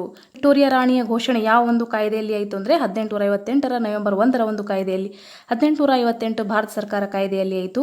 ಅವರು ಏನಂತ ಘೋಷಣೆ ಮಾಡಿದ್ರಪ್ಪ ಅಂತಂದರೆ ತಮ್ಮ ಅವಧಿಯಲ್ಲಿ ಭಾರತದ ಎಲ್ಲ ಕ್ಷೇತ್ರವನ್ನು ಅಭಿವೃದ್ಧಿಪಡಿಸಲಾಗುವುದೆಂದು ಘೋಷಿಸಿದರು. ಈ ಕಾಯ್ದೆಯ ಪ್ರಮುಖ ಅಂಶಗಳು ಏನೇನಿದ್ದು ಅಂದರೆ 1858ರ ಭಾರತ ಸರ್ಕಾರ ಕಾಯ್ದೆಯ ಪ್ರಮುಖ ಅಂಶಗಳು ಏನೇನಿದ್ದು ನೋಡೋಣ. ವಿಕ್ಟೋರಿಯಾ ರಾಣಿಯ ಘೋಷಣೆ ಯಾವಾಗಾಯಿತು ಅಂತ ಕೂಡ ಕ್ವಶನ್ ಬರಬಹುದು. 1858ರಲ್ಲಿ, ಇಂಪಾರ್ಟೆಂಟು, ನೆನಪಲ್ಲಿ ಇಟ್ಕೋರಿ. ಅದೇ ರೀತಿಯಾಗಿ ಈಸ್ಟ್ ಇಂಡಿಯಾ ಕಂಪನಿಯ ಮಾನ್ಯತೆ ರದ್ದುಗೊಳಿಸಿ ಭಾರತವನ್ನು ರಾಣಿಯರ ಆಡಳಿತಕ್ಕೆ ವರ್ಗಾಯಿಸಲಾಯಿತು. ಅಂದರೆ ಮೊದಲೇನಿತ್ತು, ಈಸ್ಟ್ ಇಂಡಿಯಾ ಕಂಪನಿಯ ಒಂದು ಆಳ್ವಿಕೆಗೆ ಒಳಪಟ್ಟಿತ್ತು. ತದನಂತರ 1858ರ ನಂತರ ಏನಾಯ್ತಪ್ಪ ಅಂತಂದರೆ ನೇರವಾಗಿ ಬ್ರಿಟಿಷ್ ರಾಣಿ ವಿಕ್ಟೋರಿಯಾ ಒಂದು ಆಡಳಿತಕ್ಕೆ ಒಳಗಾಯಿತು ಏನು, ಭಾರತ ದೇಶ. ಅದೇ ರೀತಿಯಾಗಿ ಗವರ್ನರ್ ಜನರಲ್ ಹುದ್ದೆಯ ಪದನಾಮವನ್ನು ಬದಲಾಯಿಸಿ ವೈಸರಾಯ ಎಂಬ ಪದನಾಮವನ್ನು ನೀಡಿದರು. ಅಂದರೆ ಗವರ್ನರ್ ಜನರಲ್ನ ಪದವನ್ನು ಬದಲಾಯಿಸಿ ವೈಸರಾಯ್ ಎಂಬ ಒಂದು ಪದನಾಮವನ್ನು ನೀಡಲಾಯಿತು. ಲಾರ್ಡ್ ಕ್ಯಾನಿಂಗ್ ನೇಮಕಗೊಂಡರು. ವೆರಿ ಇಂಪಾರ್ಟೆಂಟ್ ನೋಡ್ರಿ. ಯಾರು ನೇಮಕಗೊಂಡ್ರಪ್ಪ ಅಂತಂದರೆ ಮೊಟ್ಟ ಮೊದಲ ವೈಸರಾಯ ಆಗಿ ಯಾರು ನೇಮಕಗೊಂಡ್ರಪ್ಪ ಅಂತಂದರೆ ಲಾರ್ಡ್ ಕ್ಯಾನಿಂಗ್ ನೇಮಕಗೊಂಡ. ಭಾಳ ಸತಿ ಕೇಳಲಾಗಿದೆ, ಇಂಪಾರ್ಟೆಂಟ್. ಭಾರತದ ಮೊಟ್ಟ ಮೊದಲ ವೈಸರಾಯ ಆಗಿ ಯಾರು ನೇಮಕಗೊಂಡ್ರು ಅಂತ ಸುಮಾರು ಸತಿ ಕ್ವಶನ್ ಕೇಳಲಾಗಿದೆ. Very important. ಯಾರಾಗಿರ್ತಾರೆ? ಲಾರ್ಡ್ ಕ್ಯಾನಿಂಗ್ ಆಗಿರ್ತಾನೆ, ಇಂಪಾರ್ಟೆಂಟು. ಅದೇ ರೀತಿಯಾಗಿ secretary of state for India ಎಂಬ ಸ್ಥಾನವನ್ನು ಬ್ರಿಟಿಷ್ ಸರ್ಕಾರ ಸೃಷ್ಟಿಸಿತು. Secretary of state for India ಎಂಬ ಒಂದು ಹೊಸ ಸ್ಥಾನವನ್ನು ಸೃಷ್ಟಿಸಲಾಯಿತು. ಅದೇ ರೀತಿಯಾಗಿ ಇವರಿಗೆ ಸಹಾಯ ಮಾಡಲು 15 ಸದಸ್ಯರನ್ನು ಒಳಗೊಂಡ ಭಾರತದ ಮಂಡಳಿ, ಕೌನ್ಸಿಲ್ ಆಫ್ ಇಂಡಿಯಾ ಅಂತ ಕರೆಯಲಾಗ್ತದೆ, ಅದು ಅಸ್ತಿತ್ವಕ್ಕೆ ಬಂತು. ಇಂಪಾರ್ಟೆಂಟು. ಇದಿಷ್ಟು ಕೂಡ ಏನಪ್ಪಾ ಅಂತಂದರೆ ಈ ಪ್ರಶ್ನೆಗೆ ಸಂಬಂಧಿಸಿರೋ ಹಾಗೆ ಮಾಹಿತಿ. ಪ್ರಶ್ನೆ ನೋಡೋಣ ಏನಿತ್ತು ಅಂತ. ಗವರ್ನರ್ ಜನರಲ್ ಹುದ್ದೆಯ ಪದನಾಮವನ್ನು ಬದಲಾಯಿಸಿ ವೈಸ್ರಾಯ್ ಪದವನ್ನು ಬಳಕೆಗೆ ತಂದದ್ದು ಯಾವಾಗ ಅಂತ ಕ್ವಶನ್ ಇತ್ತು. ಹಾಗಾದರೆ ಈ ಪ್ರಶ್ನೆಗೆ ಸರಿಯಾದಂತಹ ಉತ್ತರ ಆಪ್ಷನ್ 1 ಆಗುತ್ತೆ, 1858. ಓಕೆ, 1858ರ ಭಾರತ ಸರ್ಕಾರ ಕಾಯ್ದೆಯಲ್ಲಿ ಗವರ್ನರ್ ಜನರಲ್ ಎಂಬ ಪದನಾಮವನ್ನು ಬದಲಾಯಿಸಿ ಒಂದು ಪದನಾಮವನ್ನು ತರಲಾಯಿತು, ವೈಸ್ರಾಯ್ ಎಂಬ ಒಂದು ಪದನಾಮವನ್ನು ತರಲಾಯಿತು. ಓಕೆ, ನೆಕ್ಸ್ಟ್ ಪ್ರಶ್ನೆ ನೋಡೋಣ ಯಾವ ರೀತಿ ಇದೆ ಅಂತ.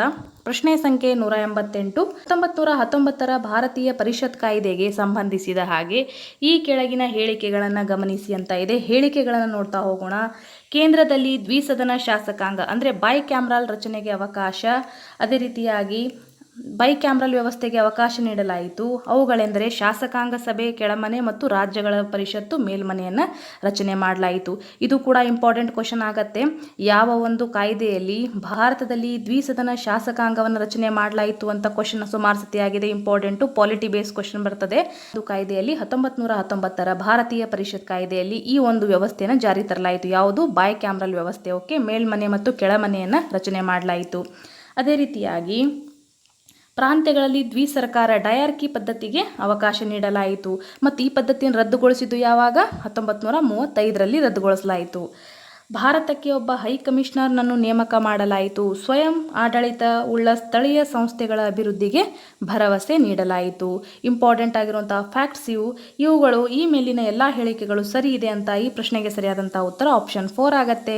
ಈ ಮೇಲಿನ ಎಲ್ಲ ಹೇಳಿಕೆಗಳು ಕೂಡ ಸರಿ ಇದ್ದಾವೆ. ಈ 3 ಹೇಳಿಕೆಗಳು ಸಂಬಂಧಿಸಿದ್ದು 1919ರ ಭಾರತೀಯ ಪರಿಷತ್ ಕಾಯ್ದೆಗೆ. ಓಕೆ, ನೋಡ್ರಿ, ಕೇಂದ್ರದಲ್ಲಿ ದ್ವಿಸದನ ಶಾಸಕಾಂಗ ಬೈಕ್ಯಾಮ್ರಲ್ ರಚನೆಗೆ ಅವಕಾಶ ನೀಡಲಾಯಿತು. ಅವುಗಳು ಯಾವಂದರೆ ಶಾಸಕಾಂಗ ಸಭೆ ಕೆಳಮನೆ ಮತ್ತು ರಾಜ್ಯಗಳ ಪರಿಷತ್ತು ಮೇಲ್ಮನೆಯನ್ನು ರಚನೆ ಮಾಡಲಾಯಿತು. ಯಾವೊಂದು ಕಾಯ್ದೆ? 1919ರ ಭಾರತೀಯ ಪರಿಷತ್ ಕಾಯ್ದೆ. ಅದೇ ರೀತಿಯಾಗಿ ಪ್ರಾಂತ್ಯಗಳಲ್ಲಿ ದ್ವಿಸರ್ಕಾರ ಅಥವಾ ಡಯಾರ್ಕಿ ಪದ್ಧತಿಗೆ ಅವಕಾಶ ನೀಡಲಾಯಿತು. ಅದೇ ರೀತಿಯಾಗಿ ಭಾರತಕ್ಕೆ ಒಬ್ಬ ಹೈ ಕಮಿಷನರ್ನನ್ನು ಕೂಡ ನೇಮಕ ಮಾಡಲಾಯಿತು. ಇವೆಲ್ಲವೂ ಕೂಡ ಸಂಬಂಧಿಸಿದ್ದು ಯಾವುದಕ್ಕೆಪ್ಪ ಅಂದರೆ 1919ರ ಭಾರತದ ಪರಿಷತ್ ಕಾಯ್ದೆಗೆ. ನೆಕ್ಸ್ಟ್ ನೋಡೋಣ ಮುಂದಿನ ಪ್ರಶ್ನೆ ಯಾವ ರೀತಿ ಇದೆ ಅಂತ. ತಾನೇ ಪೇಶ್ವೆ ಎಂದು ಘೋಷಿಸಿ ಕಾನ್ಪುರ್ ದಂಗೆಯ ನಾಯಕತ್ವ ವಹಿಸಿದವನು ಯಾರು ಅಂತ ಇದೆ. ನೋಡೋಣ. ತಾನೇ ವಿವರಣೆ ಇರುವಂತಹ ಪ್ರಶ್ನೋತ್ತರಗಳನ್ನು ನೋಡಿದ್ವಿ. ಇದು ಸ್ವಲ್ಪ ಲೈಟ್ ಆಗಿರುವಂತಹ ಕ್ವಶನು, ಆಲ್ಮೋಸ್ಟ್ ಎಲ್ಲರಿಗೂ ಕೂಡ ಗೊತ್ತಿರ್ತದೆ. ತಾನೇ ಪೇಶ್ವೆ ಎಂದು ಘೋಷಿಸಿ ಕಾನ್ಪುರ್ ದಂಗೆಯ ನಾಯಕತ್ವ ವಹಿಸಿದವರು ಯಾರು ಅಂದರೆ ನಾನಾ ಸಾಹೇಬ್ ಆಗಿರ್ತಾನೆ. Option 3 is a right answer. ಗೊತ್ತಿದೆ ಅಲ್ವಾ? ನಾನಾ ಸಾಹೇಬ್ ಇವರು ತಾನೇ ಪೇಶ್ವೆ ಎಂದು ಘೋಷಿಸಿ ಕಾನ್ಪುರ ದಂಗೆಯ ಮುಂದಾಳತ್ವವನ್ನು ವಹಿಸಿದರು. ಇಂಪಾರ್ಟೆಂಟು. ಅದೇ ರೀತಿಯಾಗಿ ನೆಕ್ಸ್ಟ್ ನೋಡೋಣ ಮುಂದಿನ ಪ್ರಶ್ನೆ. ಈ ಕ್ಲಾಸಿನ ಕೊನೆ ಪ್ರಶ್ನೆ ಇದಾಗಿರ್ತದೆ. 190ನೇ ಪ್ರಶ್ನೆ ನೋಡೋಣ. ಈ ಕೆಳಗಿನದು ಭಾರತೀಯ ಸ್ವತಂತ್ರ ಚಳವಳಿಯ ನಾಯಕರ ಪಟ್ಟಿಯಾಗಿದೆ ಅಂತ ಇದೆ. ನೋಡೋಣ ನಾಯಕರುಗಳು ಯಾರ್ಯಾರು ಅಂತ. ಲಾಲಾ ಲಜಪತ್ ರಾಯ್, ಸುರೇಂದ್ರನಾಥ್ ಬ್ಯಾನರ್ಜಿ, ಫಿರೋಜ್ ಶಾ ಮೆಹ್ತಾ, ಬಾಲಗಂಗಾಧರ್ ತಿಲಕ್, ದಾದಾಬಾಯಿ ನೌರೋಜಿ, ರಾಮ್ ಪ್ರಸಾದ್ ಬಿಸ್ಮಿಲ್ಲಾ ಅಂತ ಇದೆ. ಈ ಕೆಳಗಿನ ಯಾವ ಗುಂಪು ಮಂದಗಾಮಿಗಳ ಗುಂಪಿಗೆ ಸೇರಿದೆ ಅಂತ ಇದೆ. ನೋಡೋಣ ಯಾವ್ಯಾವ ಅಂತ. ಮಂದಗಾಮಿಗಳ ಗುಂಪನ್ನು ಒಂದ್ಸತಿ ವಿವರಣೆ ಒಳಗೆ ನೋಡ್ಕೋತ ಬರೋಣ. 1885ರಿಂದ 1905ರವರೆಗೆ WC ಬ್ಯಾನರ್ಜಿ ಇದ್ದಾರೆ. ಅದೇ ರೀತಿಯಾಗಿ MG ರಾನಡೆ, ಸುರೇಂದ್ರನಾಥ್ ಬ್ಯಾನರ್ಜಿ, ದಾದಾಬಾಯಿ ನೌರೋಜಿ, ಗೋಪಾಲಕೃಷ್ಣ ಗೋಖಲೆ, ಫಿರೋಜ್ ಶಾ ಮೆಹ್ತಾ ಇವರು ಪ್ರಮುಖ ಮಂದಗಾಮಿಗಳಾಗಿದ್ದರು. ಅದೇ ರೀತಿಯಾಗಿ ತೀವ್ರಗಾಮಿಗಳು ಅರಬಿಂದೋ ಘೋಷ್ ಆಗಿದ್ದರು. ಬಿಪಿನ್ ಚಂದ್ರ ಪಾಲ್, ಲಾಲಾ ಲಜಪತ್ ರಾಯ್ ಮತ್ತು ಬಾಲ್ ಗಂಗಾಧರ್ ತಿಲಕರು ಇವರು ತೀವ್ರಗಾಮಿಗಳಾಗಿದ್ದರು. ಓಕೆ, ಇಂಪಾರ್ಟೆಂಟ್ ಆಗತ್ತೆ. ಹಾಗಾದರೆ ಇದರಲ್ಲಿ ಮಂದಗಾಮಿಗಳ ಗುಂಪು ನೋಡೋಣ ಯಾರಾಗಿರ್ತಾರೆ. ಸುರೇಂದ್ರನಾಥ್ ಬ್ಯಾನರ್ಜಿ ಒಂದಾಯಿತು. ಇದರಲ್ಲಿ ಸುರೇಂದ್ರನಾಥ್ ಬ್ಯಾನರ್ಜಿ ಆಯಿತು. ಹಾಗಾಗಿ 2 ಎಲ್ಲಿದೆ ಅಂತಂದರೆ ಆಪ್ಷನ್ ಇದರಲ್ಲಿಯೂ ಕೂಡ 2 ಇಲ್ಲ, ಇದರಲ್ಲೂ ಕೂಡ 2 ಇಲ್ಲ. ಇವೆರಡು ನೋಡೋಣ, 1 ಮತ್ತು 3 ನಡುವೆ ಇದೆ. ಹಾಗಾದರೆ ನೆಕ್ಸ್ಟ್ ಇನ್ನೊಬ್ರು ಯಾರು ಬರ್ತಾರೆ, ದಾದಾಬಾಯಿ ನೌರೋಜಿ ಬರ್ತಾರೆ. ಇದರಲ್ಲಿ ಆಪ್ಷನ್ 6 ಇದೆ, 5 ಇಲ್ಲ. ಹಾಗಾಗಿ ಇದು ತಪ್ಪಾಗತ್ತೆ. ಸೀದಾ ನಾವು ಆನ್ಸರ್ ಕಡೆ ಹೋಗೋದಾದರೆ option 3 is a right answer. Surendranath Banerjee ಆಯಿತು, ಅದೇ ರೀತಿ ದಾದಾಬಾಯಿ ನೌರೋಜಿ ಆಯಿತು, ಅದೇ ರೀತಿಯಾಗಿ ಫಿರೋಜ್ ಶಾ ಮೆಹ್ತಾ ಆಯಿತು. ನೆಕ್ಸ್ಟ್ ಈ ಸುರೇಂದ್ರನಾಥ್ ಬ್ಯಾನರ್ಜಿ, ಫಿರೋಜ್ ಶಾ ಮೆಹ್ತಾ ಮತ್ತು ದಾದಾಬಾಯಿ ನೌರೋಜಿ ಇವರು ಮಂದಗಾಮಿಗಳಾಗಿರ್ತಾರೆ. ಲಾಲಾ ಲಜಪತ್ ರಾಯ್ ಆಗಿರ್ಬೋದು, ನಾ ಇಲ್ಲಿ ಟಿ ಅಂತ ಬರಿತೀನಿ. ಲಾಲಾ ಲಜಪತ್ ರಾಯ್ ಆಗಿರ್ಬೋದು, ಬಾಲ್ ಗಂಗಾಧರ್ ತಿಲಕರ್ ಆಗಿರ್ಬೋದು, ಅದೇ ರೀತಿಯಾಗಿ ರಾಮ್ ಪ್ರಸಾದ್ ಬಿಸ್ಮಿಲ್ಲಾ ಅವರಾಗಿರ್ಬೋದು. ಇವರು 3 ಜನ ಏನಾಗಿರ್ತಾರಪ್ಪ ಅಂತಂದರೆ ತೀವ್ರಗಾಮಿಗಳ ಒಂದು ಗುಂಪಿಗೆ ಸೇರಿದವರಾಗಿರ್ತಾರೆ. ಓಕೆ, ಇದಿಷ್ಟು ಕೂಡ ಇಂಪಾರ್ಟೆಂಟ್ ಆಗಿರುವಂತಹ ಈ ದಿನದ 10 ಪ್ರಶ್ನೋತ್ತರಗಳು ವಿತ್ ವಿವರಣೆಯೊಂದಿಗೆ ನಾವು ನೋಡಿದ್ವಿ. ಈಗ ಮತ್ತೊಂದು ಮಹತ್ವಪೂರ್ಣವಾದಂತಹ ಕ್ಲಾಸಲ್ಲಿ ಅಂತ ಹೇಳ್ತಾ, ಇನ್ನು ನಮ್ಮ ಚಾನಲ್ಗೆ ಯಾರು ಸಬ್ಸ್ಕ್ರೈಬ್ ಮಾಡ್ಕೊಂಡಿಲ್ಲ ಸಬ್ಸ್ಕ್ರೈಬ್ ಮಾಡ್ಕೊಳ್ಳಿ, ಮತ್ತು ಇದೇ ರೀತಿಯಾಗಿ ನಮ್ಮನ್ನು ಸಪೋರ್ಟ್ ಮಾಡ್ತಾ ಇರಿ ಅಂತ ಹೇಳ್ತಾ ಈ ಕ್ಲಾಸನ್ನು ಮುಗಿಸ್ತಾ ಇದ್ದೀನಿ. Thank you.